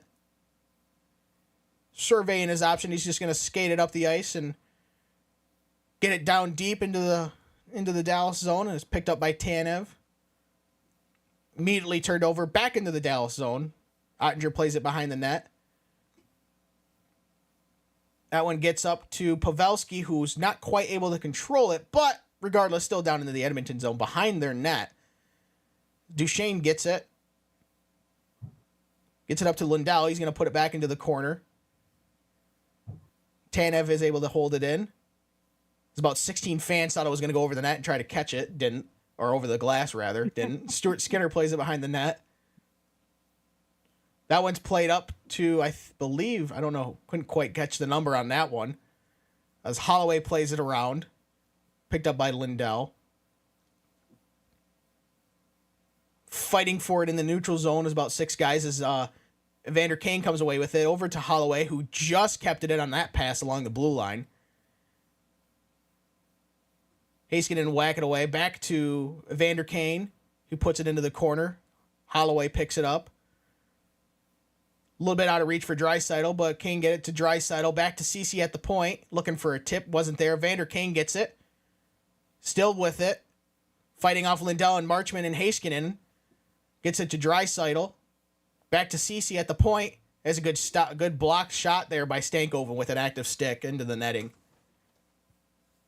That's what a lot. Look, holy hell, that's dedication. You see that guy there in a wheelchair? Wow. Talk about Lord Stanley. Good Lord. That is dedication right there, man. That took like about probably 6 weeks to put together. My God. And a whole lot of makeup. Yeah. My man is using all of the lead paint. Did you see that guy? He drove like 3,300 kilometers, it said, for his first game. So obviously he's from Canada, but he's wearing a Dallas jersey. As Heckholm takes a shot from the point, that's, I believe, it looked like that was blocked. Didn't look like it made it on net. Bouchard unable to keep it in. Nugent Hopkins puts it back into the zone. Tanev picks it up, loops it around to Stankoven. Cut off by McDavid. Hyman picks it up in the high slot. That one misses the net. If Tanev has it behind the net, being hounded by McDavid. Gets it out to Ben, but Bouchard keeps it in.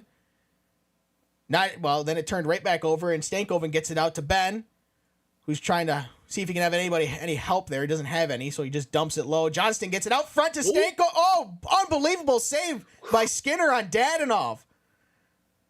Wow. As Ben picks it up over to Johnston, to Matthias Ekholm.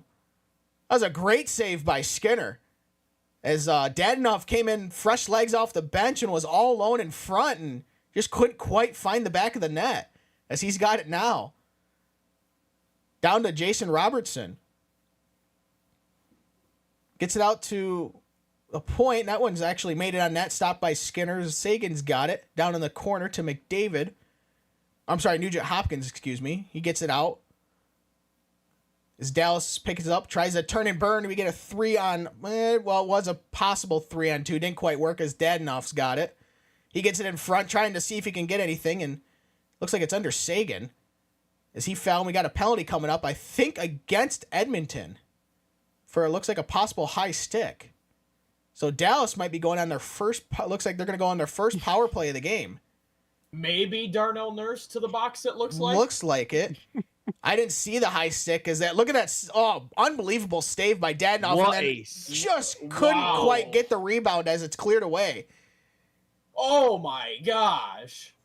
Oh my god. Yeah, it gets cleared away by Bouchard, and then let's see where the... Oh yeah, he landed Okay, it wasn't on a high stick, but it looks like probably going to go away for roughing it, looked like, because we're going to hit our first TV timeout of the second period.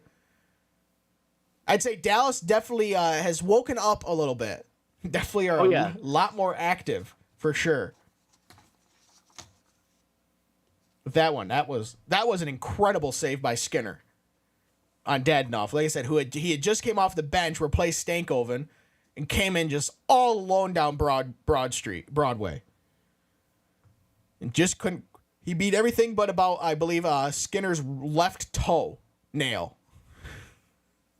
Man, and I will have to say the save from Skinner is pretty unbelievable. And what second time now he's had a little bit of help from one of his teammates, where their stick has just barely cleared it to get it out of the goal. So Well, I gotta say on that one, I believe it was Bouchard who cleared it away because Dadnoff had it, and in the obviously Skinner couldn't really set up properly to help control the rebound. And Dadnoff was right there to possibly get the rebound, but Bouchard was also there too and was able to clear it away. got his stick in there just in time, just barely tap it away. So while we're sitting here waiting for the TV timeout to finish, I'd like to give my let's see, what's the proper word here? Approval and good job here as we look at the Dadnoff or save on Dadnoff there again to Andy, who's doing a fantastic job running the scoreboard for us. Well, now that we found new software for the scoreboard, it's a lot easier. Yeah, we did the MLB game as we get a chance for Dallas in front of the net, not quite able to knock it home as Desharnais picks it up and loops it around, kept in, not quite as that's going to be negated as icing. Well, there's no icing because Dallas is on the power play. Of course, there's no icing, stupid. As Heiskanen skates it out. But yeah, we did the MLB game, and I just made something up in Google Sheets and had Andy control, and that worked out okay for the MLB because there's not, you don't have to worry about running a clock and goal, shots on goals. I mean, the only thing you have is the count there is that's saved by Skinner from the point. As Edmonton's going to be able to clear it out. Nope, that one's kept in by Jamie Benn, who I believe is like 6'6" or 6'5" or so. Big, tall bastard he is. That goes down to Johnston in front to Johnston or Jason Robertson. Too many Roberts and Johnstons and Jasons and crap like that. Can't keep them all straight. Edmonton brings it in, shorthanded, but that one's... Don't you think that looked like a hit? It looked like that was just wide of the net. Robertson gets it deep. But yeah, I finally found something on TV or online today. I'm like, I need to find something better than doing Google Sheets. And then if I type something into Google and, I'll be damned, first thing that comes up is a great online scoreboard. If only I would have spent, 4 seconds, all the time I spent trying to make a scoreboard in Google Sheets, if I would have just spent that time looking it up online, we would have been set.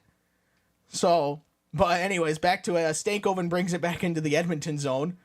As Dallas has not really been able to set it up. As Edmonton once again looks like that one is actually out of play. That was tipped though. 16 seconds left in the Dallas power play. Yeah, Dallas hasn't really been able to get it set up in the zone and get their whole power play system rolling. I mean, they showed a stat there. Edmonton is, what did it say, 24 for 25 or something like that in the penalty kill? I mean, whatever, they were like 95%. I mean, absolutely ludicrous numbers for penalty kill. Like I said, if you want a good penalty kill, you got to be in the high 80s and low 90s, and Edmonton took it up another step and is in the mid to high 90s. So as we're going to take that one again, as they say, Pavelski tried to cheat his way onto that face-off as Duchesne's going to come in against Draisaitl. I would give that win to Draisaitl in my opinion. As Edmonton tries to clear it, looks like Duchesne was able to keep it held in. He's got it now, centers it in front. Good save by Skinner. As Draisaitl is able to bring it out of the zone, and he's got some help there with Ceci. Draisaitl had good active stick by Heiskanen, and as Dallas comes away with it, put on net. That one's sticked away, no problems there. Edmonton has it again, once again in the corner, and they're able to get it out. As who else but McDavid has it on his stick? He's looking for help. Heiskanen hounding him from behind. Dallas gets it out. They bring it in. Duchesne brings it into the zone as they're going to go for a change because that was the second power play unit out there. CC gets it up for Edmonton into the Dallas zone. Marchman has it to Chris Tanev. It gets up, turned over. Guess where? Neutral zone. Edmonton has it. They get it back into the zone. Tanev picks it up behind the Dallas net. A little bit of pushing and shoving there, but once again, turned over in the neutral zone for the 60 billionth time. As Kane got it in, but it's looped around by Tanev, and it looks like Bouchard's going to pick it up in the Edmonton zone. Gets it up, and that one's on net for Ottinger, and he had... Oh, let's see. They had McLeod coming at him at about 50 mile an hour, so he just kept that one covered. You get a little pushing and shoving. Not much. I mean, there's no... Like I said, we said earlier before the game, there's not really anybody on this team who would be calling an enforcer, per se. Yeah. I mean, if I had to pick one for Dallas, I'd probably say it would be Jamie Benn, but he's still not much of an enforcer. And if I had to pick one for Edmonton, I'd probably say it's Evander Kane, but he's not much of an enforcer either. He's no Ryan Reeves or Patty Maroon. So as we get a face-off in the Dallas zone, Dallas definitely, I mean, if you look at it, they had 5 shots on goal in the entirety of the first period. And they have 5 shots on goal in the first 10 minutes of the second period, as we are halfway through regulation, just past halfway through regulation of this game.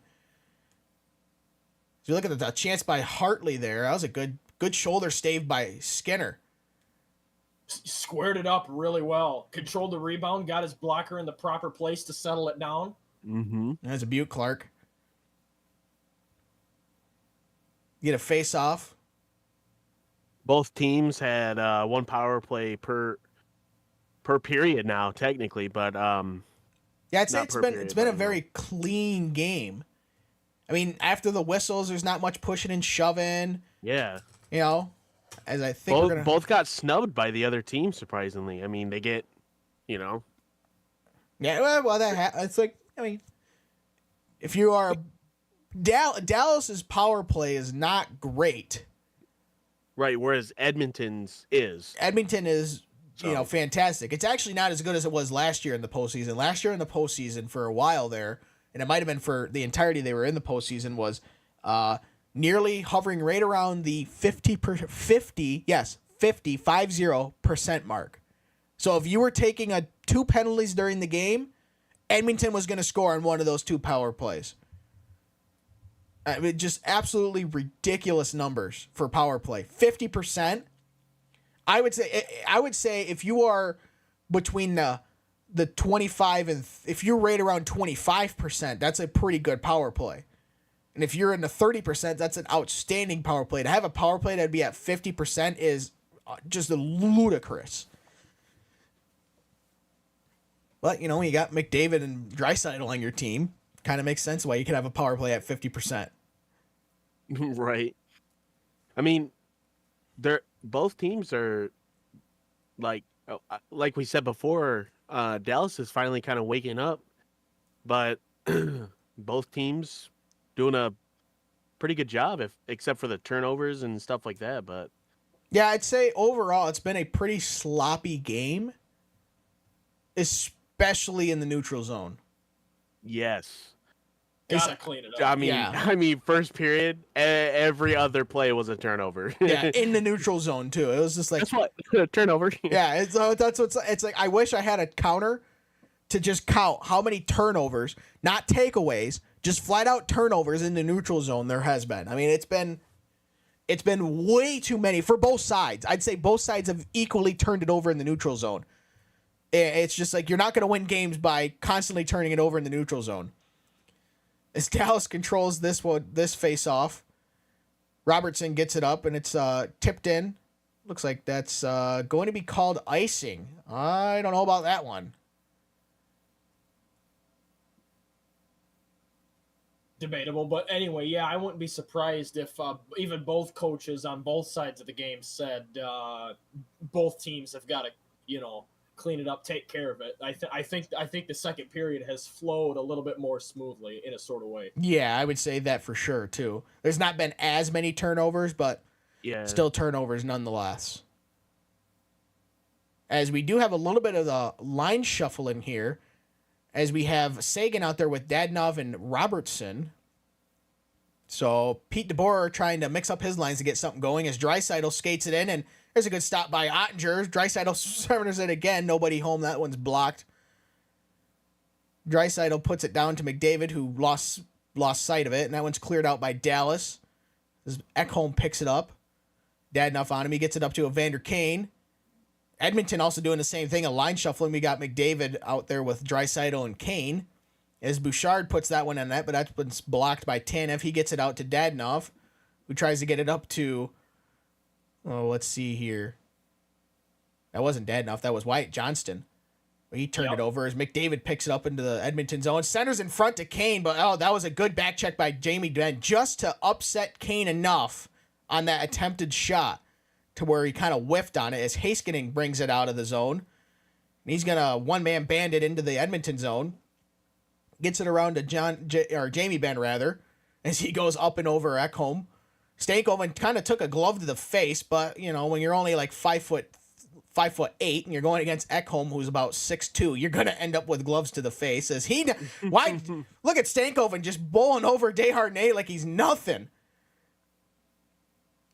As Fogle brings it out, and he looks like that went off a Suter into the netting. That was little Logan Stankoven. He's a little guy, but he just bowled over Desharnais. I mean, he kind of took a glove to the face to Desharnais there, not Ekholm. That's my apologies. I thought that was Ekholm.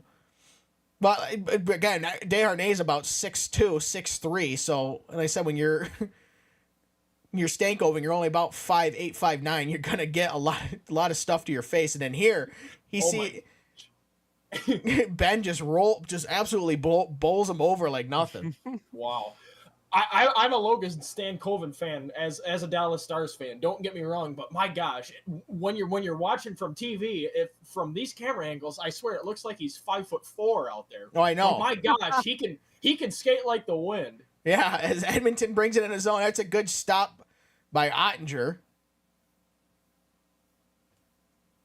Couldn't quite tell who rifled that one for. It did look like Draisaitl. I think it was. It looks like Draisaitl's being double shifted. Could have been Connor Brown. 28 and 29 on TV look very similar, let me tell you. At least number-wise. I'm very disappointed. My 6-5 game doesn't look like it's going to be happening.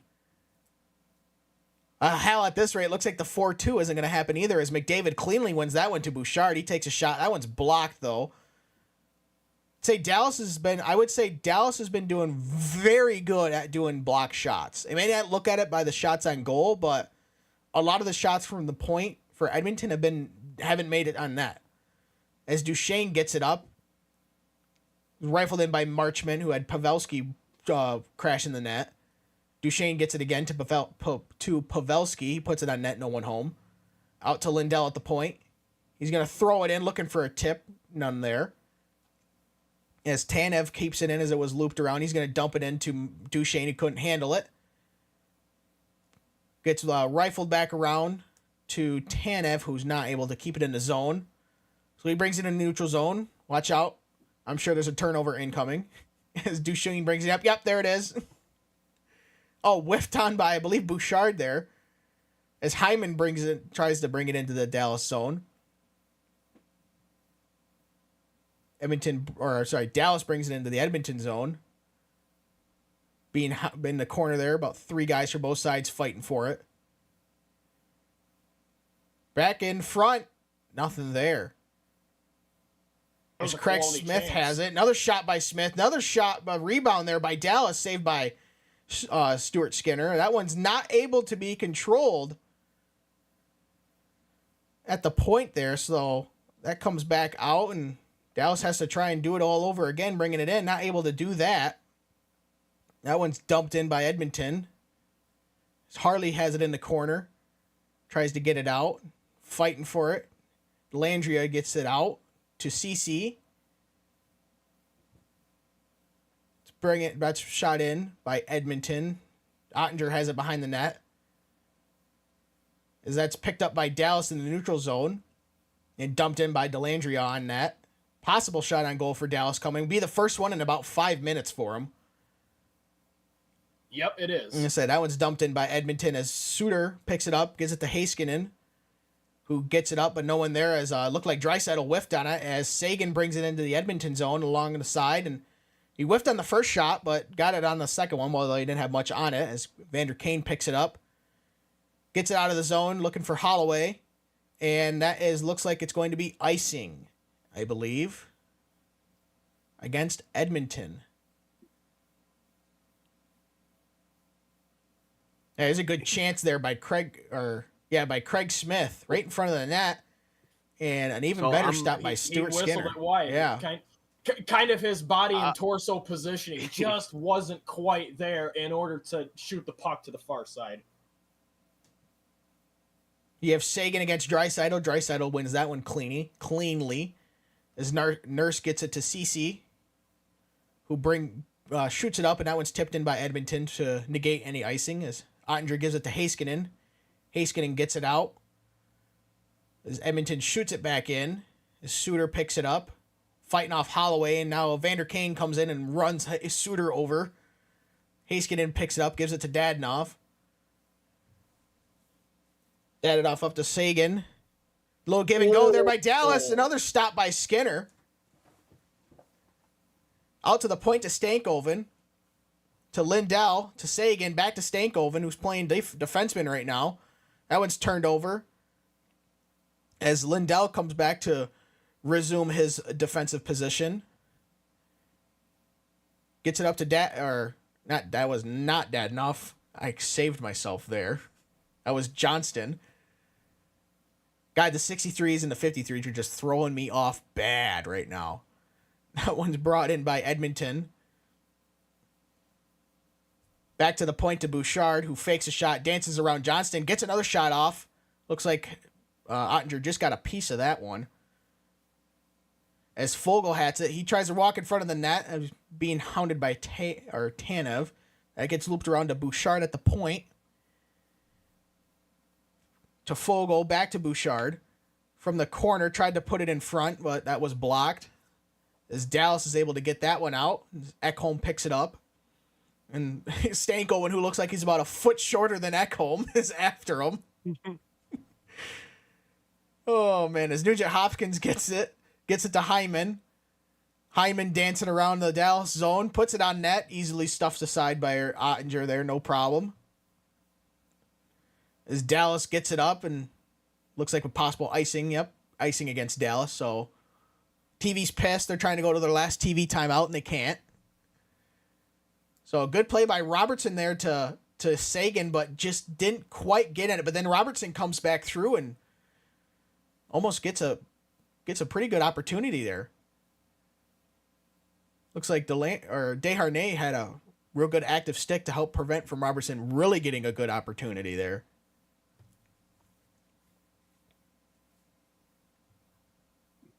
That one's won by Dallas. Heiskanen to Lindell. To Marchment.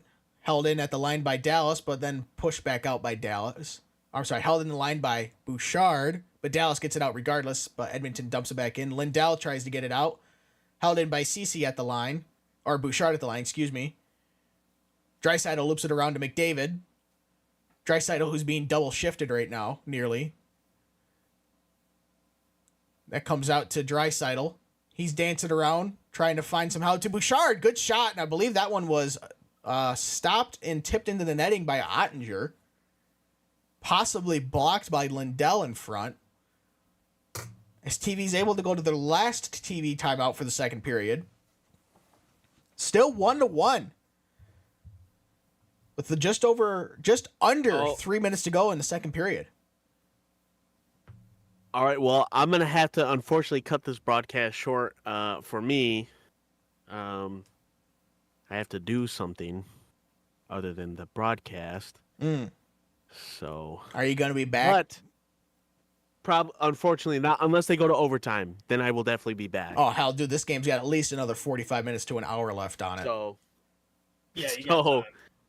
So, Oh well, regardless, thanks for joining anyways, fat ass. Don't spill any more Coke all no over your problem. desk. What'd you say? Don't spill any more. What? I'm sorry. Undisclosed lube drink all over your desk.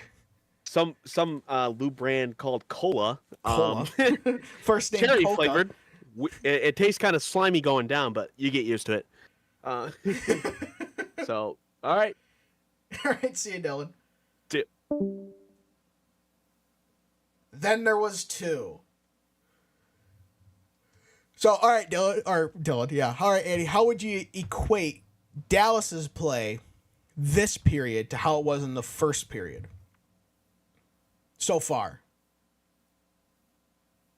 Oh, I would have to say defense is still solid and pretty consistent for the most part. Edmonton has definitely had a couple chances here and there. Don't get me wrong. Yeah, offense has been definitely turning it up a little bit more. I have seen, I think, a little bit more cleanliness in the neutral zone regarding turnovers in that area. They've also gotten a little bit better at their passing game. I don't have a passing percentage statistic on me right now, but I would say, yeah, definitely improvement going forward. So, yeah, we'll just have to wait and see what happens next. You know, I mean, eventually someone's going to break the ice with a goal. We don't know if it's this period or in overtime. It could be whenever. So both of these teams could score at any minute with the way they're playing back and forth action. So it's pretty speedy out there. Oh yeah, for sure. These two are both very fast teams in the speed that they play. As Ottinger gives that to Suter. Suter's going to backhand it out of the zone. CC skates back and picks it up. Starts off behind his net. Once broke out by Edmonton, that looked like it was offsides, but they say it's all right, as that's a good chance there, but Ottinger was all over that. Another chance by Edmonton, dancing around the net. As Harley gets it. Oh, geez, he just got bowled over by Fogle. As Craig Smith gets it. Tries to get it up to Delandria. That was offside, so they're going to tag up, and, well, we're just going to change while we're right here, too. Edmonton gets it up, and Evander Kane to Draisaitl. Heiskanen gets it in the corner to Dadonov. They're able to get it out of their zone. Edmonton dumps it right back in. Ottinger plays it behind his net to Suter. He's going to shoot it out, trying to find Dadonov. Can't quite get there and couldn't quite get to him. As Dadonov plays it back over to Heiskanen. He tries to get it up to Robertson. As Draisaitl was all over him. As it gets dumped into the Dallas zone, Suter picks it up. Gets it back into the neutral zone as Draisaitl gives it back to Darnell Nurse. Nurse circles back, looking for any options available to him, as we got $1:17 left in the second period here. Still 1-1 in Game 2 of the Western Conference Finals. As it gets to Sagan in the neutral zone here, who gets it to Stankoven. Stankoven trying to dance through Nurse, who was not letting that happen. It's picked up by McDavid. He's going to pick up some speed. He gets it wound up. It gets to Kane. Good block there by Tanev. Tanev has it again, gets it to Stankoven as Jamie Benn tries to get it out. It's held in by Ekholm. Lindell over to Tanev behind the net. Looped around, kept in by Bouchard, but then poked out again there by Dallas. Stankoven to Jamie Benn, who has Dallas's only goal, to Lindell. Back to another save by Johnston to Jamie Benn. A great save by Skinner there. As Nugent Hopkins carries it out. He's going to try to skate around Harley. Can't quite do it. He circles around. Gets it to Ekholm at the point. Good blast from Ekholm, and that's stopped by Ottinger. As we get a little pushing and shoving in front of the net there. As it looked like Hyman was crashing the net and tried to manufacture a rebound that was not there. Wow, it's getting a little racy out here. Yeah.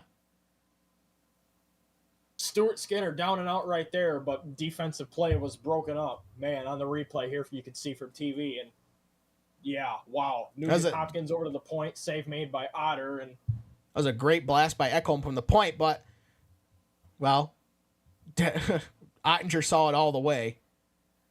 That's what, with both these goaltenders, I would say with goaltenders, you're going to see it's so hard to flat out beat them. You know what I mean?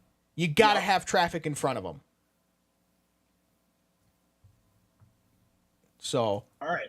all right, here we Here go. Just under 23 seconds left in the second period. Still 1-1 here in the American Airlines Center. We have Draisaitl against Pavelski. And we're going to do that again. Face off is to the right side of Jake Ottinger this time. Yep.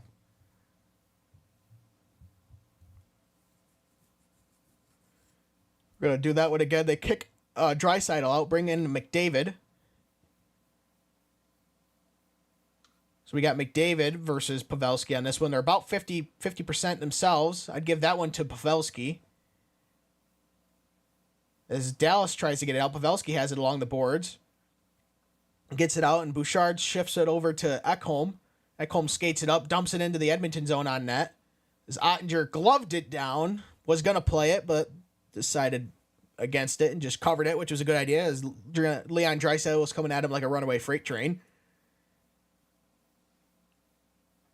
Definitely, I'd say they've been pretty even both sides about driving the net.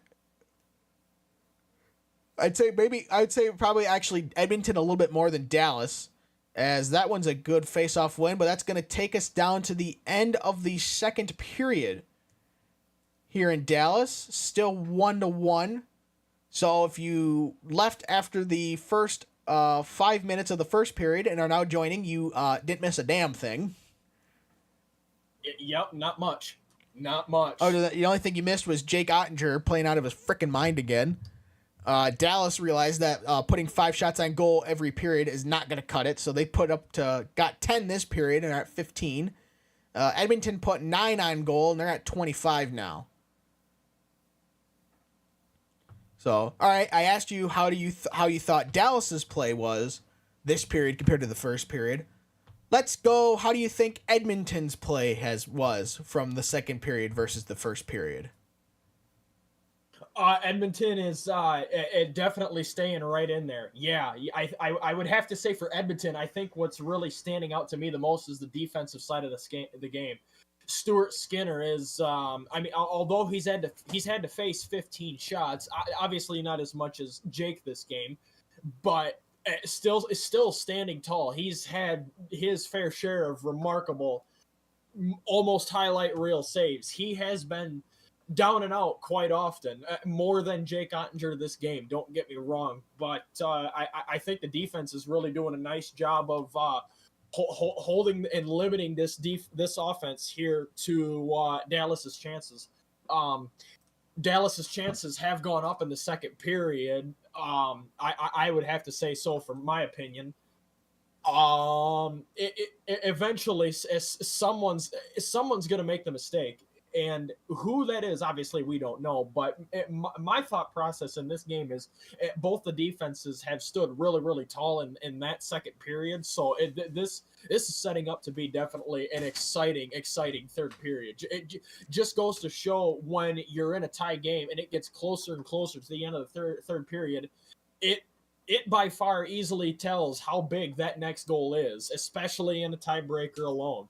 So I mean, yeah, this is one of those games from my perspective. Now that we see it's kind of a defensive battle out here now. Whoever makes the first mistake and whoever loses the momentum on that side, if they can't regain control to tie it up at 2. Then whoever makes the first mistake, in my opinion, is going to have very high potential to lose this game. I agree with that. I think whoever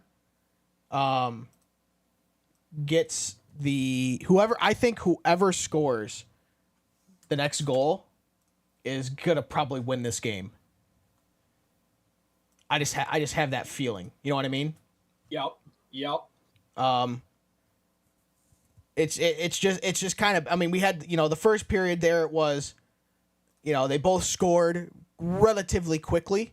Well, they both scored about the first 5 minutes. I think Edmonton scored just past the 5-minute mark of the first period.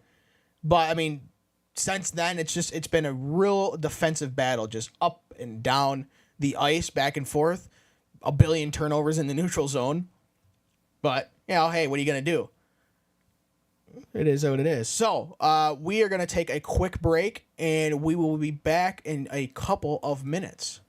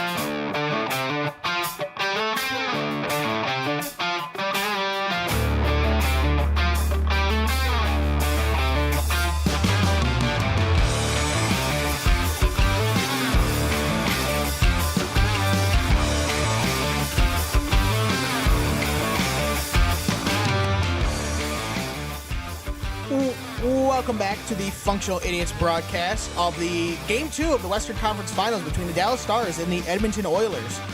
The game is, we are in the second intermission. Game is still tied at 1 apiece. Both goals being scored in the first period. Dallas's goal scored by Jamie Benn with a great shot from the top of the circles. At the, let's see, I believe it was like the 3:42 mark of the first period. Let me actually go back and get that for sure. I might have that. It might actually be 4:42. Yeah, a hot minute while I look that up to be sure. Let's see. No, 3:39. I was close, damn it.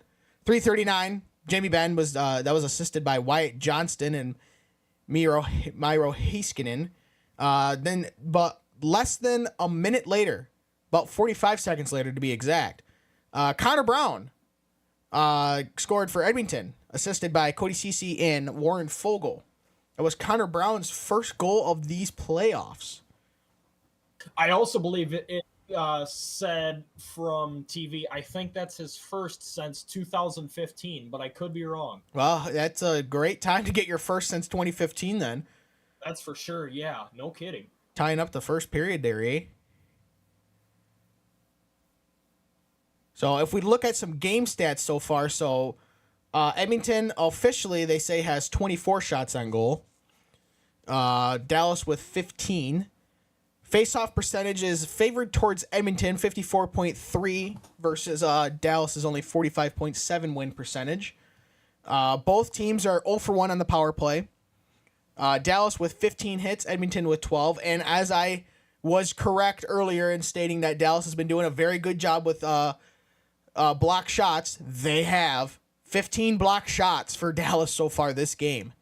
Only 7 for Edmonton. I was going to say, Edmonton has more shots on goals, but a lot of Edmonton's shot attempts from the point have been blocked by Dallas. Dallas with 4 giveaways and Edmonton with 5, and it says Dallas has had 7 takeaways. So basically has picked the pockets of 7 players, 7 Edmonton players, and Edmonton has yet to have 1 giveaway to them. Now, if this was turnovers in the neutral zone, that number would be skyrocketing. That's right. Yeah, no kidding. Turnover's been freaking ridiculous this game. Ridiculous. Going up. So, all right, for Dallas to score, or for Dallas to win this game, what would you like to see them do to win this game? What do you think they'll need to do to win this game? Oof, yeah, that's gonna be a tough one. I think their defense has no doubt been right there and definitely doing their job in the second period of holding the line. I think it definitely comes down to offense and breaking this tie here. What I would have to say is I think the key is better quality chances for shots. I mean, don't get me wrong. Obviously, if the goalie's down and out, then obviously take your chance with the shot. But I think another thing that ties into that better quality chances would be puck containment. You know, don't just stand there in the offensive zone. I haven't seen a lot of that yet. But obviously, you know, move up, move your feet. You know, don't just stand there. You know, adjust the lanes.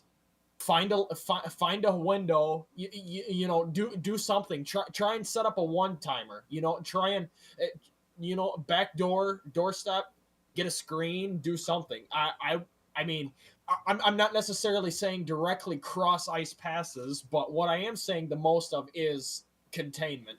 When Dallas has the puck in the offensive zone, they don't have it for a very long time before Edmonton comes away with it.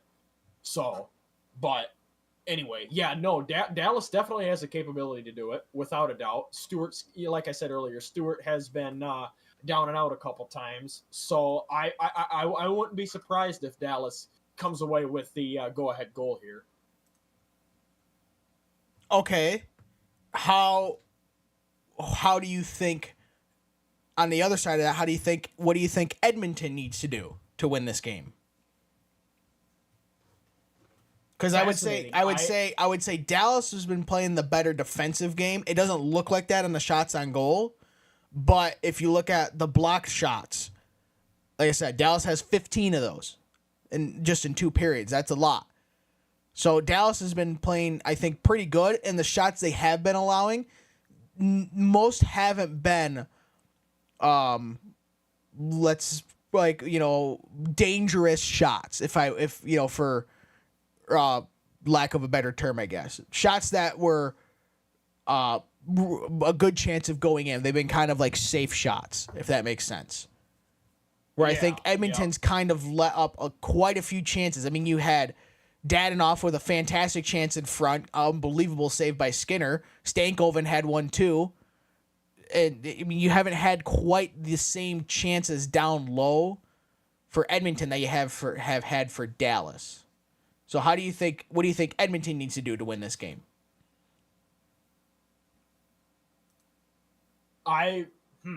That's a tough one. I would almost have to say the exact same thing. I think Jake Ottinger is one of those goalies where if you want to beat him, you got to get him moving from side to side. That's for sure. Because he tends to hit. I know Ottinger's a really good goalie. Don't get me wrong, but he does tend to have some pretty funny hiccups here and then. I even almost thought the goal in the first period was a little bit of a hiccup. He opened up the 5-hole, and sure enough, Edmonton found a hole to put it in. So, yeah, I don't know.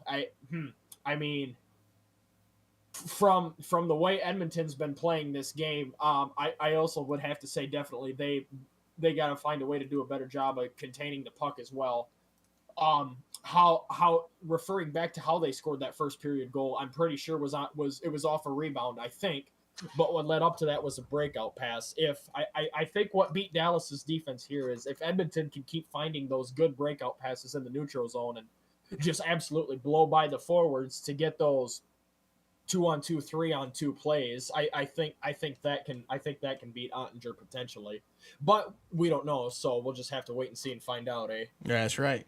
And we are about to find out here very, very shortly, as we are about to start the third period here in Dallas. Said so far only very clean game. I haven't not really many like flagrant sticks or obviously no hooks, trips or anything like that. I mean, we've only had one penalty per side. You had the one high sticking call there on Dallas in the first period, and then you had a questionable roughing call.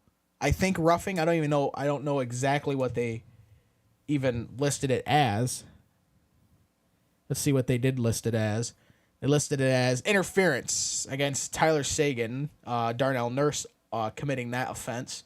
I don't know. It was like his hand came up and hit Seguin in the face. Yeah, I don't know. I guess I could see it both ways of letting it go and calling it, but whatever. But the high stick earlier, well, you can't let high sticks go. You're gonna have guys losing teeth if you do that. Yeah, exactly. So, any minute here, we should be starting the old third period. Just waiting for TV to pay more of its bills.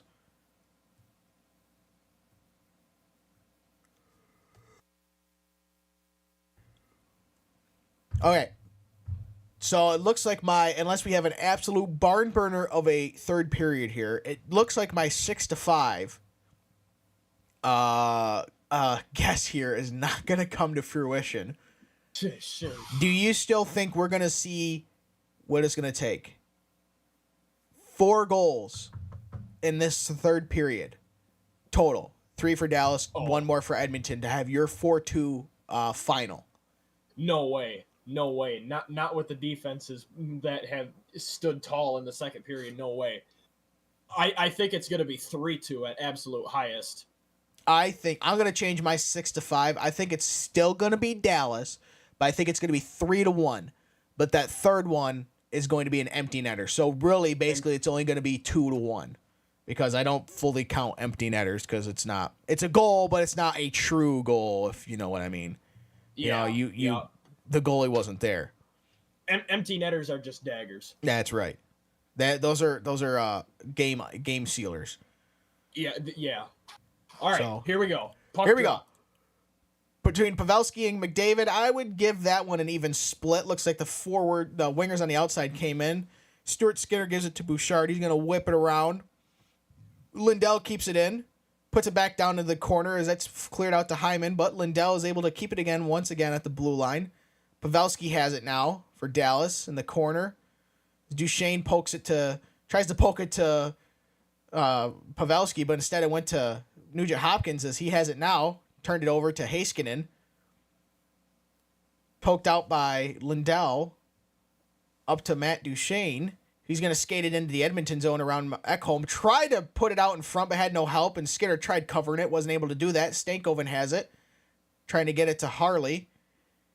Couldn't quite do it, as now we have Connor McDavid has it. He tries to do it by himself, but good defensive play there by Tanev to poke it away from McDavid as Harley has it in the corner.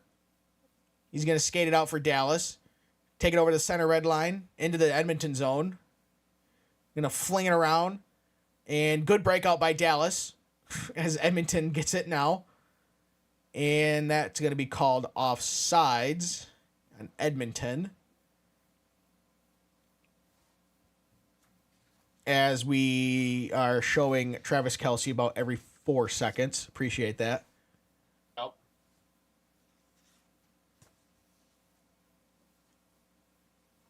Let's see. Jeez. Give me a break. Obviously, Travis Kelce, the back-to-back Super Bowl winning tight end for the Kansas City Chiefs. As a great shot by Holloway there in the high slot. As Dadenoff now has it for Dallas. Couldn't quite get in the Edmonton zone. It's turned over. Draisaitl has it. He has a Kane in the middle. Gets it over to Kane. Great block by Heiskanen on the shot attempt by Kane there. Again, another block shot for Dallas. I believe that'll be their 16th one of the game.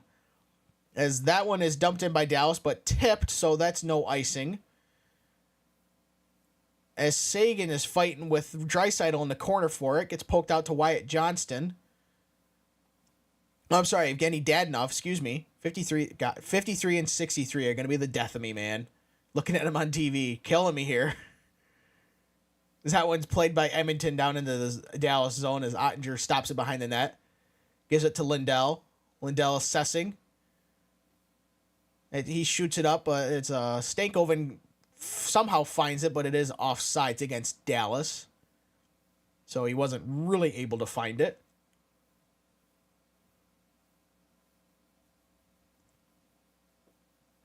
As we, I'll say a big story for Dallas is that they have been without Rope Hintz the last now 4 games, if you count today. And, I mean, they definitely are hurting production-wise without him. I mean, they are only 10% on the power play and only 40% on the penalty kill.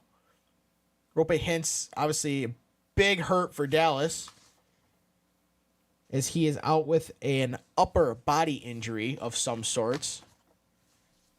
That's a big centerman to be missing from your lineup for Dallas. Yeah, no kidding. As Dadonov throws it out front, nobody there. Goes out to Tanev at the point. He rifles a shot, looking for a tip. Stankoven has it, throws it in front, right in front of the goal line. Can't quite shove it home. Wow. Jamie Benn picks it up, gives it to Harley. Look at another shot, tipped by Stankoven, not quite on net. Gets out again. Harley not able to hold it in as Connor Brown gets it in, takes a shot as that one's blockered away by Ottinger. Jamie Benn gets it as he's looking to make a change. Gives it to Dellandrea. Over the bench. Here comes Darnell Nurse, gives it to Desharnais. He dumps it in. That's picked up in the corner there, behind the net by Edmonton. Shoved around as Ryan Suter goes after it. He shoves it up, and Dallas is able to get it out. Centered in front to Dellandrea.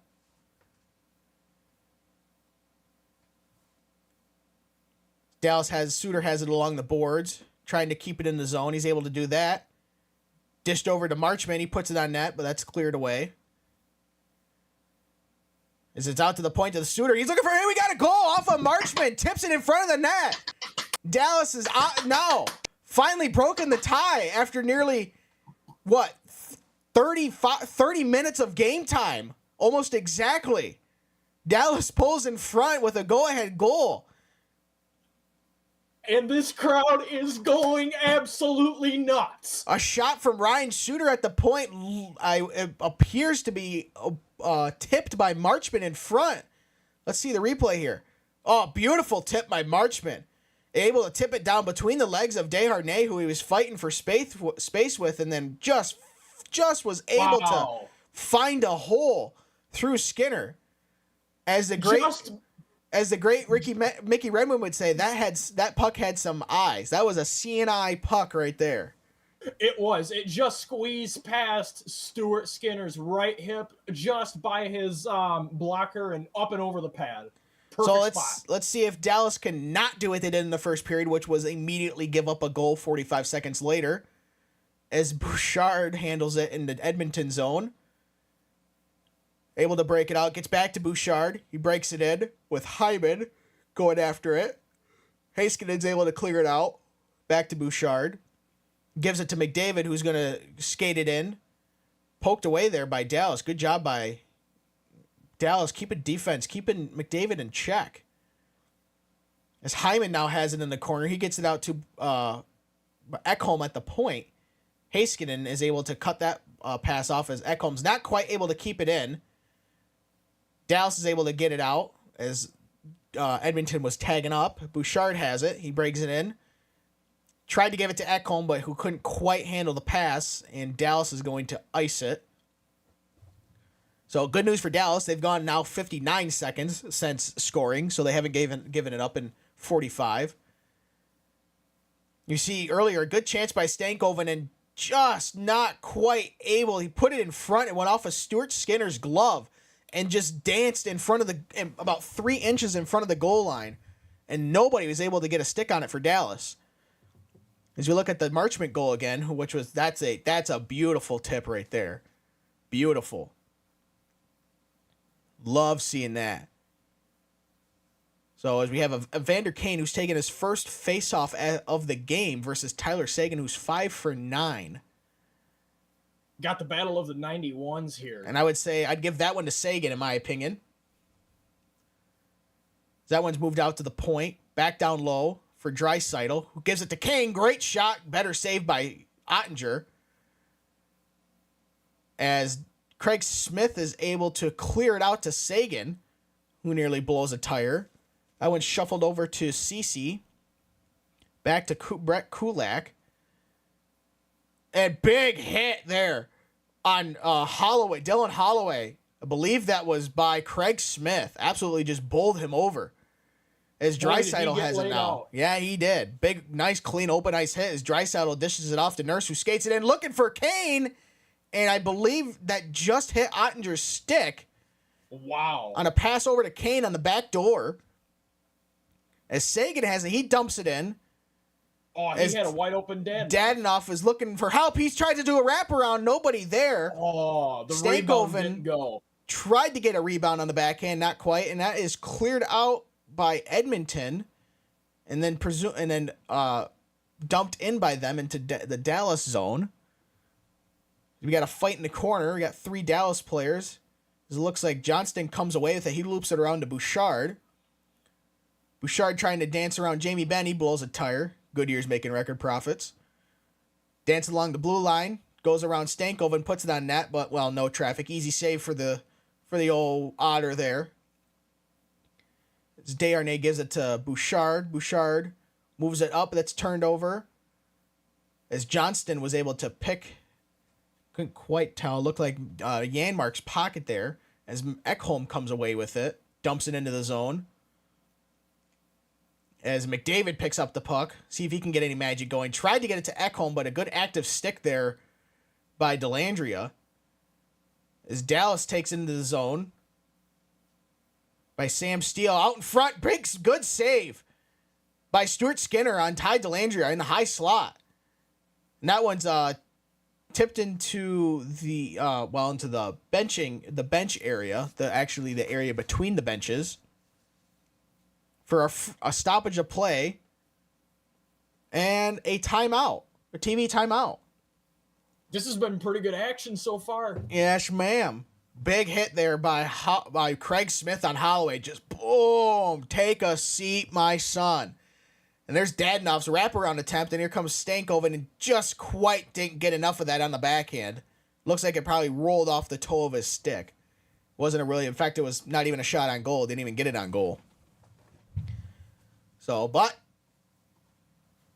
my 3-1, my new 3-1 prediction lives on as It does. Dallas is ahead 2-1. I swear to God, if these bastards tie it, I'm gonna throw. If this does become a barn burner, it becomes 6-5. I'm gonna be pissed. I will drive down to Dallas and kick all their asses. Yeah, no kidding. Be like, you dumb SOBs. Wow. Let's follow the script here. Yeah, right? Ugh. I would say if you take out the first 18 minutes of the game for Dallas and you just go by their second period play in the first, 7 minutes, call it, of this second period, they have, I would say, outplayed Edmonton. Yeah, yep. They are right there. Yeah. Just my opinion with the game so far. Overall total. Now that we are 47 minutes in, I think Edmonton has had more speed than Dallas. Dallas's defense is doing a great job. Don't get me wrong, but from what I've seen this game so far, I've seen more speed from Edmonton. Yeah, I would say that. That's just a me thing. I would say that. I think it definitely helps when you have McDavid and Draisaitl on your team, and so they can do a lot more. They're fast players, so they can do a lot of stuff in a short amount of time with their speed.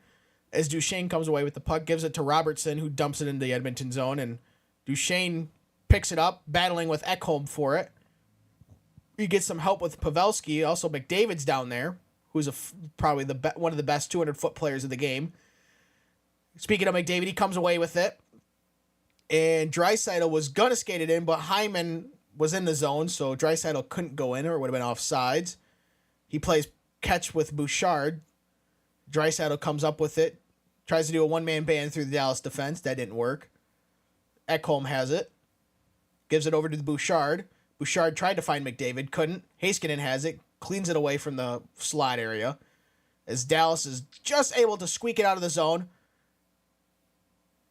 Dadonoff tried to have a breakaway, partial breakaway, couldn't quite come away with it, as Holloway brings it into the zone for Edmonton.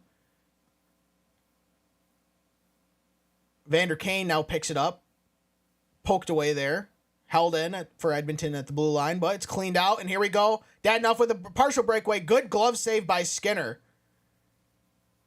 As Dadonoff got a pass, I believe, from possibly Lindell.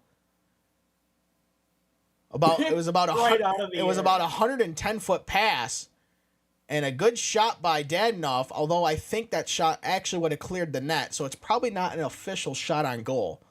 And in fact, it's not. They've taken it off the board. Yep. Anyway. So we got 19 shots on goal for Dallas, 26 for Edmonton. Face off to the right side of Stuart Skinner. Yep, as we got Sam Steele and Sam Carrick in the circle. And they kick Carrick out. Jumping the gun. Bring in Derek Ryan. And now it looks like they're going to kick Sam Steele out. So if they kick anybody else out of this circle, that's going to be a penalty. So they bring in Mason Marchment. And I give that one. It looked like Ryan actually won it. But Sam Steele was able to give it to the point. And Dallas with another good shot for the point. But Stuart Skinner had no problems handling that shot. As we're just basically going to run it right back to the right side of Skinner. As we're going to start over with Sam Steele and Sam Carrick in the circle. Nobody gets kicked out this time as Darnell Nurse comes away with it with the help of Delandria. With Desharnais. Goes up to Derek Ryan. Out in front tried to center it. Couldn't quite get it. He's got it again, though. He's just going to dump it down low. as we were fighting with it in the corner, jamming away at it. Looks like we got a possible penalty coming up.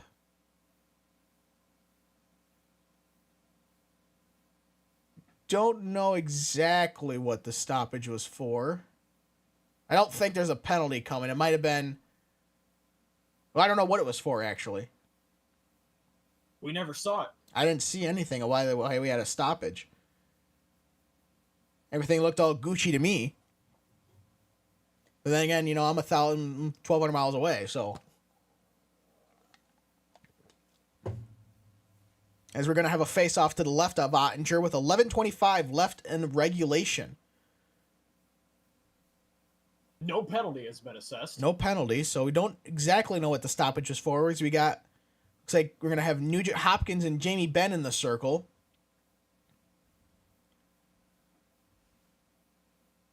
You see there, Benn with 3 block shots. Talk about somebody who's willing to lay it out on the line, and that's another face-off win for Benn. That's why they call him captain. That's right. As looks like that was a possible trip at Edmonton. Don't think it's going to be called. Doesn't look like it as Ben has it. Trying to dig it along the wall. Edmonton comes away with it. Nugent Hopkins dumps it down low. Tanev's after it. Picks it up. Vander Kane centered in front. Nobody there. Goes out to the point and not able to be held in at the line by Brett Kulak. Excuse me. As Suter passes it up to Robertson, who's just going to dump it in on net. But Nurse loops it around. Picked off by Dallas. Scoop, not quite able to get a shot off, was Pavelski. As Robertson holds it in at the line. Glove down by Nurse. Duchesne now has the puck for Dallas. He's trying to give it to Pavelski. Can't quite do it. As Nurse is going to clear it out for Edmonton as Heiskanen picks it up. He's going to pass it up to Robertson, who couldn't quite handle it, as Desharnais has it behind the Edmonton net. Duchesne chasing him around. Desharnais skates it up into the neutral zone. Turned over by Edmonton, passed up, and it looks like this is going to be icing against Dallas. Nope, it's waved off. Good hustle by Tyler Seguin there to negate the icing. As he has it now, passes it low, back out to Seguin in the slot, but poked away. As Edmonton comes away with it, that's who else but Connor McDavid, who dumps it in. Ottinger takes care of it, passes it to Tanev, who gets it up to Seguin in the neutral zone, who's going to dump it in. My favorite dump and chase. Ekholm has it. So all that work we just spent getting the puck, we just turned it right the hell back over. Yep. Ekholm gives it to McDavid, who's just skating right through the Dallas defense like they're nothing, over to Draisaitl, I believe. Or no, that was Hyman. Didn't quite hit the mark with that shot. As Dellandrea is chasing Ekholm into the Dallas zone, or into the Edmonton zone, Sam Steele's digging away at it against Draisaitl. He just shoves Draisaitl down like a little kid. That was great. Edmonton now has it. McDavid trying to get it up. Ekholm to Hyman. Draisaitl going into the corner. Back out to Bouchard at the point. And it looks like that's kept away, as here comes Marchman. He's kind of on a half breakaway. Good save by Skinner there. I think Marchman's at near the end of his shift because he wasn't really going in very hard. As Bouchard has it behind the net, and yep, Marchman goes for a change. I could tell he wasn't going in all that fast. He was definitely near the end of his shift. As Edmonton's going to dump that one down. Ottinger plays it behind the net. Gives it to Tanev, who's going to shoot it out, and Johnston's going to race after for it. I think negated the icing. Yes, he did. Good hustle by Wyatt Johnston. Although Edmonton just carries it right back out of the zone. Carried in by Holloway. Tanev comes away with it. Wraps it around behind the net. Comes back out to Johnston in the neutral zone. He's got no help with him at this moment. Is he waiting for some help as Ben overskated. Goes up to Evander Kane. That's poked away. Dallas comes away with it in the neutral zone. Duchesne has it. Trying to get around Nurse. Pavelski. Now it's over to Harley, who shoots it, that's blocked by Nurse. Harley with it again. Over to Lindell. Lindell passes it up. Ends on Pavelski's stick. Pavelski takes a shot. Looking for a rebound was Duchesne, but didn't quite get there for it. Now Sam Carrick has it for Edmonton. That's poked away by Dallas and into the Edmonton zone. Duchesne was chasing Cece after it, but Cece's able to get it away, get out of harm's way. Nurse has it now between the hash marks. He's trying to look for Derek Ryan in the front, but he couldn't quite do it. Haskinen's able to get it out of the zone. Now Craig Smith has it. Turned over there. Draisaitl. Now not McDavid. Draisaitl with it again. Carried in by McDavid. There's the speeding McDavid. Couldn't quite get around Chris Tanev. Back out to the point. That one's blocked by Dallas into the netting. On a shot from Brett Kulak. As we're going to go into another TV timeout. Great chance there by Marchment. But, like I said, was at the end of his shift, and you could tell. He was on like a half breakaway from the blue line in. You could just tell he was out of gas.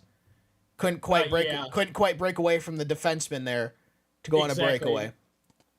Kind of a semi-poor shot. Kind of tried to feed it in between his pad and blocker, but that was just a no-go. Yeah.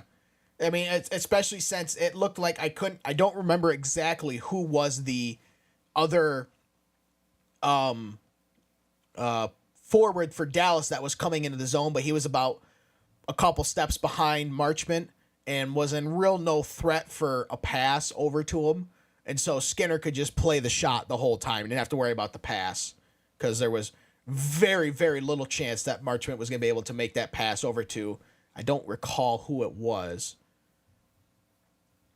So it was a pretty easy stop by Skinner there. He didn't do anything to try and freeze the goaltender either. So pretty routine butterfly stop. Yeah, not very difficult. Shooter could have stopped that one. Yeah. So, but Edmonton's only had one shot on goal this whole period so far. Because they ended the second with 24, and they're now only at 25. Dallas, I mean, they've gotten a few. This one, they definitely have. They said it's like once they got to the last 2 minutes of the first period, it's like they woke up. Almost like a road team. Like road team will kind of, a lot of times will kind of have those bus legs they'll call, where they will be a little on the slow side, not great, until they play a little bit, and then they'll get rid of those bus legs, and then they'll start playing. It's almost like Dallas had that, ready to get rid of the bus legs first before they really started going at it. So we got a face-off to the right of Ottinger, about 6.5 minutes left in the third period. Edmonton looking to at the very least, tie this up to send it to overtime. They'll have 6 minutes and 33 seconds to do it, as we got Pavelski and Draisaitl inside the circle. I give that one to Draisaitl as it goes out to Ekholm. Ekholm looking for Bouchard in front. I don't think Bouchard ever got it. It looked like Ottinger caught that pass from Ekholm over to Bouchard. The defenseman getting active for Edmonton on this one. Like to see that. Looking for a little tip in front. Yeah. Well, Ottinger saw it the whole way. All right, we'll mark that one down for Pavelski face-off win-wise. As that one is poked out by by Dallas, and Draisaitl's just not quite able to get there in time to keep it in. So we end up back with Bouchard having it. Gives it to McDavid. Over to Ekholm. Poked away. Robertson trying to get it out. And it is getting it out. Got out. Pavelski shoots it in. Oh. About played it to himself off the backboards. But Bouchard had it, and Ekholm to Draisaitl to Bouchard as he breaks it out of the zone over the red line into the Dallas zone. Over to Hyman. Hyman doing some circles, trying to get a shot. That's blocked by Harley. Another block shot for Dallas. Jamie Benn has it. He's going to shoot it out. It's able to get out. Stankoven has it. One-on-one with Ekholm. Good shot by Stankoven. Better save by Skinner. As Edmonton gets it out. Holloway couldn't quite get a handle on it as Chris Tanev picks it up, gives it over to Harley, who passes it up to Stankoven off the boards, who couldn't quite get it down low, but Edmonton did it for him anyways as Cody Ceci comes away with the puck. Ends up over to, well, it gets blocked over, back over to Ceci again. Down to Nugent Hopkins. Nugent Hopkins trying to do something with it. Heiskanen has it. Is able to get it up, and Dallas is not quite able to get it. Now they do get it out of the zone. As Edmonton stops it from going all the way in their zone as Sam Steele hits it out of midair. Baseball bats it into the Edmonton zone. Good hand-eye there. As Brett Kulak gives it to, let's see here, Ryan McLeod. It's Edmonton looking for a pass in front, not able to. Craig Smith comes away with it. 4:25 left in the third period. Edmonton stopping Craig Smith, but Tana is able to dump it into the zone. Desharnais comes away, takes a hit from Sagan. Desharnais still with the puck now. Craig Smith able to pick it up off of the shot. Another shot there by Dallas. A good save by Skinner. And they're going to give it back to Skinner to just stop play so we can get a line change. As Edmonton is still not had another shot on goal other than that one they've had in the first period, which was quite a while ago. Great pressure from Dallas all around as we go to a TV timeout. For our last TV timeout of regulation, in fact, of the game, because there are no TV timeouts in overtime. That's right. We do have a stoppage for the equivalent length of time of a TV timeout at the halfway mark of overtime, but we don't run any commercials because we've already paid our bills at this point.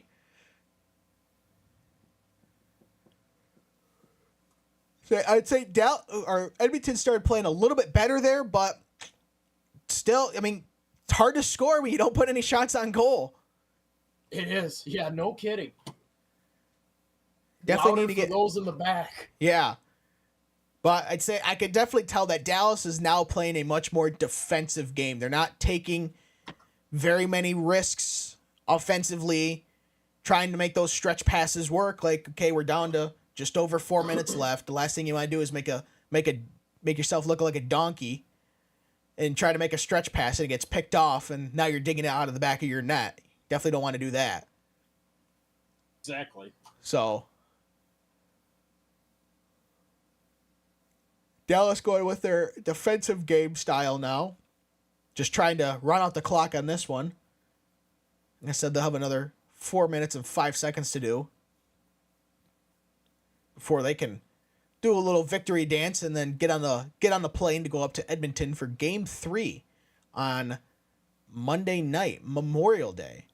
Which, this being Memorial Day weekend, we thank all the veterans out there for the service they have, and our hearts and condolences go out to those who have lost loved ones, friends, family, whoever it is, to any type of war, be it a first responder or a military personnel, as you remember those all that gave their lives on this Memorial Day. I know many people look at it as just a 3-day weekend, but you need to look at it as why it's a 3-day weekend. Exactly. So got some true badasses out there that would right. do stuff that I won't. We got Pavelski and Draisaitl in the circle again. And that one, I say, is a split decision. Nobody really came away with that. Although Duchesne to Pavelski, another shot and save by Skinner. Once again, Dallas just peppering Skinner these last two periods. As Bouchard has it, he dances around and blocked by Heiskanen as he danced around Robertson to get that shot off. Draisaitl to McDavid. McDavid going around behind the net, looking for anything to happen. Gives it to Ekholm. Ekholm shot, and I think that was blocked by Dallas once again, and that is tipped out of play. So someone in the stands got a souvenir. Edmonton with 2 more shot attempts, and neither of those actually made it to the net. Blocked. This one, right? Look at this. Great play by Bouchard to dance around Robertson, but then a great toe block or a foot block there by Heiskanen. And then Pavelski shot it out, but it went off of Ekholm's stick. Next year, actually, those type of plays will actually now be reviewable in the game. Starting next year. potential delay of games like that. Oh, yep. So Jamie Benn and Leon Draisaitl in the circle. McDavid poking out to Ekholm. Ekholm, big blast by Ekholm, and another save by Ottinger. Finally, Edmonton gets another shot on goal on the board. But oh my, did Ottinger make an even better save. Wow, that was a rocket hit. He picked it out of the air with the leather. Boom, right there. Oh my gosh. Now would be a good time to call a cop. Yeah. I mean, it was a fairly routine save from him. No traffic in front of Ottinger. It's going to be hard to score on Ottinger without any traffic in front of him. Exactly. He saw that shot the whole way. But still, that was a nearly 90 mile an hour blast from Ekholm. As Lindell got it to Jamie Benn. Jamie Benn gets it up to Sagan. Sagan circled around trying to find some help, as now Draisaitl comes away with it after poking it away from from Sagan.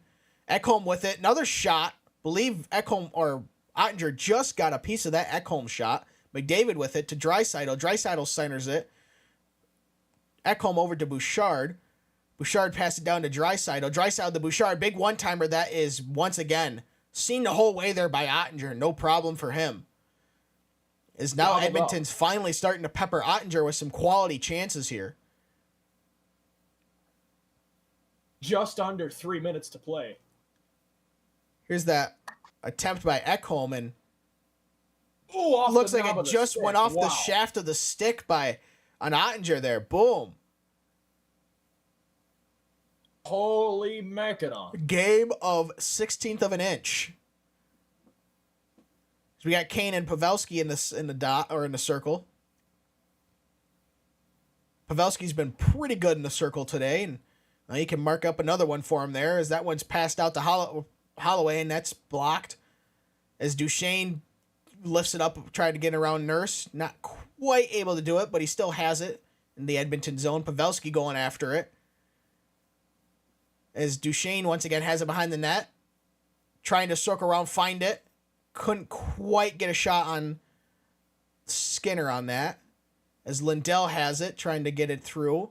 Pavelski poking away at it. Sam Steele comes away with the puck.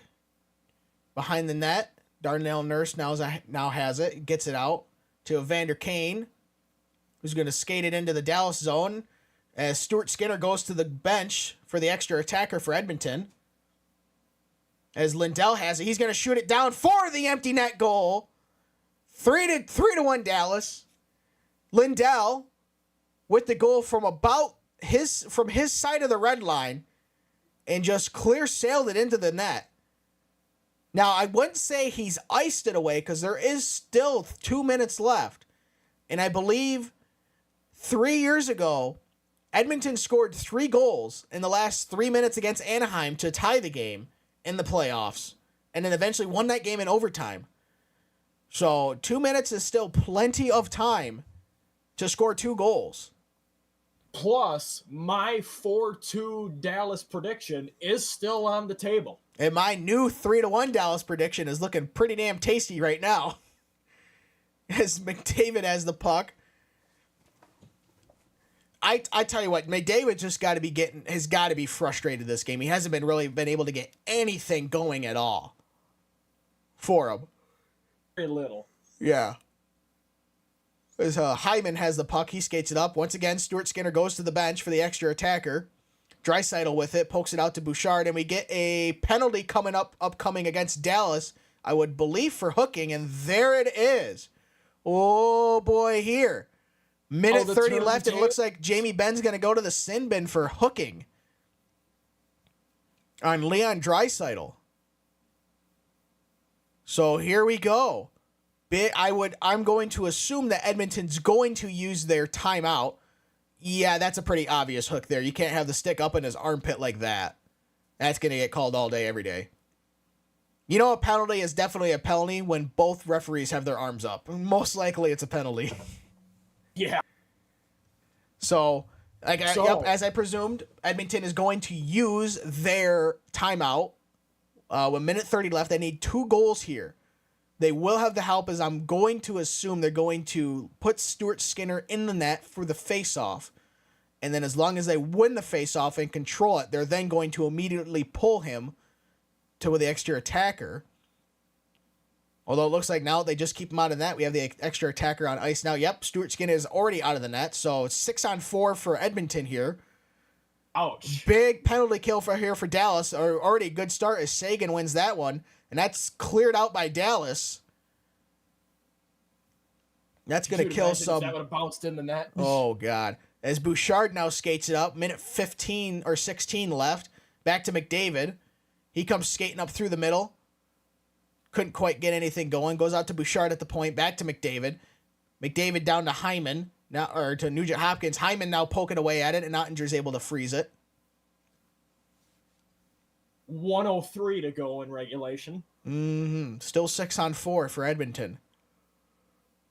As all JV Ben, all you can do is just sit there and just hope.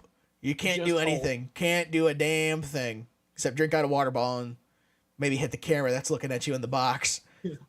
He's done his fair share tonight with leading this team, winning faceoffs and blocking shots. Oh, yeah, and plus the first goal for Dallas. So as Lindell's able to come away with that and able to, I think that's possibly held in by McDavid. Unbelievable keep by McDavid, and that one is blocked into the netting. Once again, another block shot by Dallas. So for Edmonton getting 15 or 16 shots on goal in the first period, they've only had 14 in the subsequent 2 periods. Unbelievable keep by McDavid there. It went off of his backside. And then he's able to turn around and then get another shot on it as Dadonov's able to come away with it. Not able to, and it looks like, yep, Edmonton is now going to go to the sin bin themselves, probably for hooking or slashing. Looks like a Vander Kane. He's going to the box. Sure is. Yep. So back to 5-on-4, because I'm assuming Edmonton's going to leave the tendy pulled.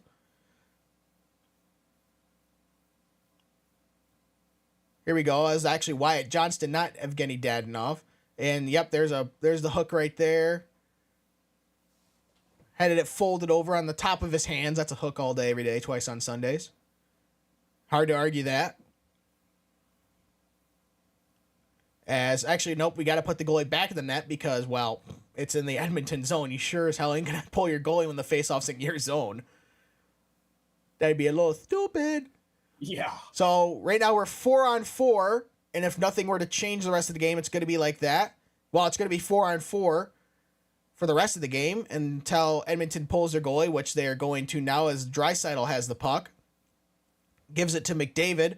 McDavid skating through, trying to skate through Tanev, can't quite do it. McDavid still with the puck, trying to center it to Hyman, can't do it. Tanev now with it, being hounded by Nugent Hopkins. Draisaitl just bowled over Tanev. Tanev to McDavid behind the net. McDavid skating around. Bouchard tried to one time it, couldn't quite do it. Now he comes down with it, tried to center it, can't do it, blocked away. And I'm going to say that's pretty much going to do it with only 13 seconds left. Dallas is going to come away with a big win here in Game 2, tying up the series at 1. As Suter has it behind the net, he's going to be able to clear it out, and that'll do it. Big win for Dallas, and my new prediction of 3-1 came true. I was even right about the empty netter. As Ottinger absolutely played out of his frickin' mind, stopping 28 of 29, and Dallas is 5-1 after losing Game 1 in the last 6 playoff series. They've actually lost Game 1. They had lost 7 Game 1s in a row. If you include this in last year's playoffs. And now they're 5-1 after losing Game 1. The only time they lost Game 2 was against Vegas in the first round when Vegas won both games 1 and 2. But then Dallas subsequently won the next 3 in a row. So, but like I said, big win for Dallas going into Edmonton. You definitely did not want to go into Edmonton down 2-0. Oh, that would have been a hard battle to overcome. So, like I said, I said a little bit earlier, if you take the first 18 minutes of the first period of this game and just drop it off and then just go with the rest of the 42 minutes, Dallas definitely outplayed Edmonton. For sure. if you look at it that way. So, but that was a lot of fun. I liked that. That was good stuff. I'm glad we did that. Pretty solid for our first time broadcasting hockey. Yeah. After my New York Mets lost against the Atlanta Braves, it was good to see my Dallas Stars win against the Oilers. So that's right. It was a success. That's right. So, if you don't know what the Functional Idiots are, Functional Idiots is when me and Dylan, who bailed on us earlier because he's a baby back bitch, we do a podcast that we put up every week called the Functional Idiots Podcast, which you can download at any of your major podcast providers. Annie joins us for our sports broadcasts that we do. And so if you want to follow us on Twitter, you can see on the screen, it's been there the last 3 hours nearly, at Fun Idiots Show. Support us on Patreon, patreon.com/functionalidiotspodcast. You can email us, functionalidiotspodcast@gmail.com. And like we said, every week we put up an episode of the Functional Idiots Podcast. And so I would go give that a listen. It's especially the last 2 episodes have been a lot of fun for me and Dylan. We changed our format to where we just more like BS talk, and was a lot of fun. So until next time, when you listen to our podcast or when we do another sports broadcast, which if you want to know when the next time we do another sports podcast, make sure you follow us on the Twitter. But until next time, don't be dumb. Thanks, everybody. Good night.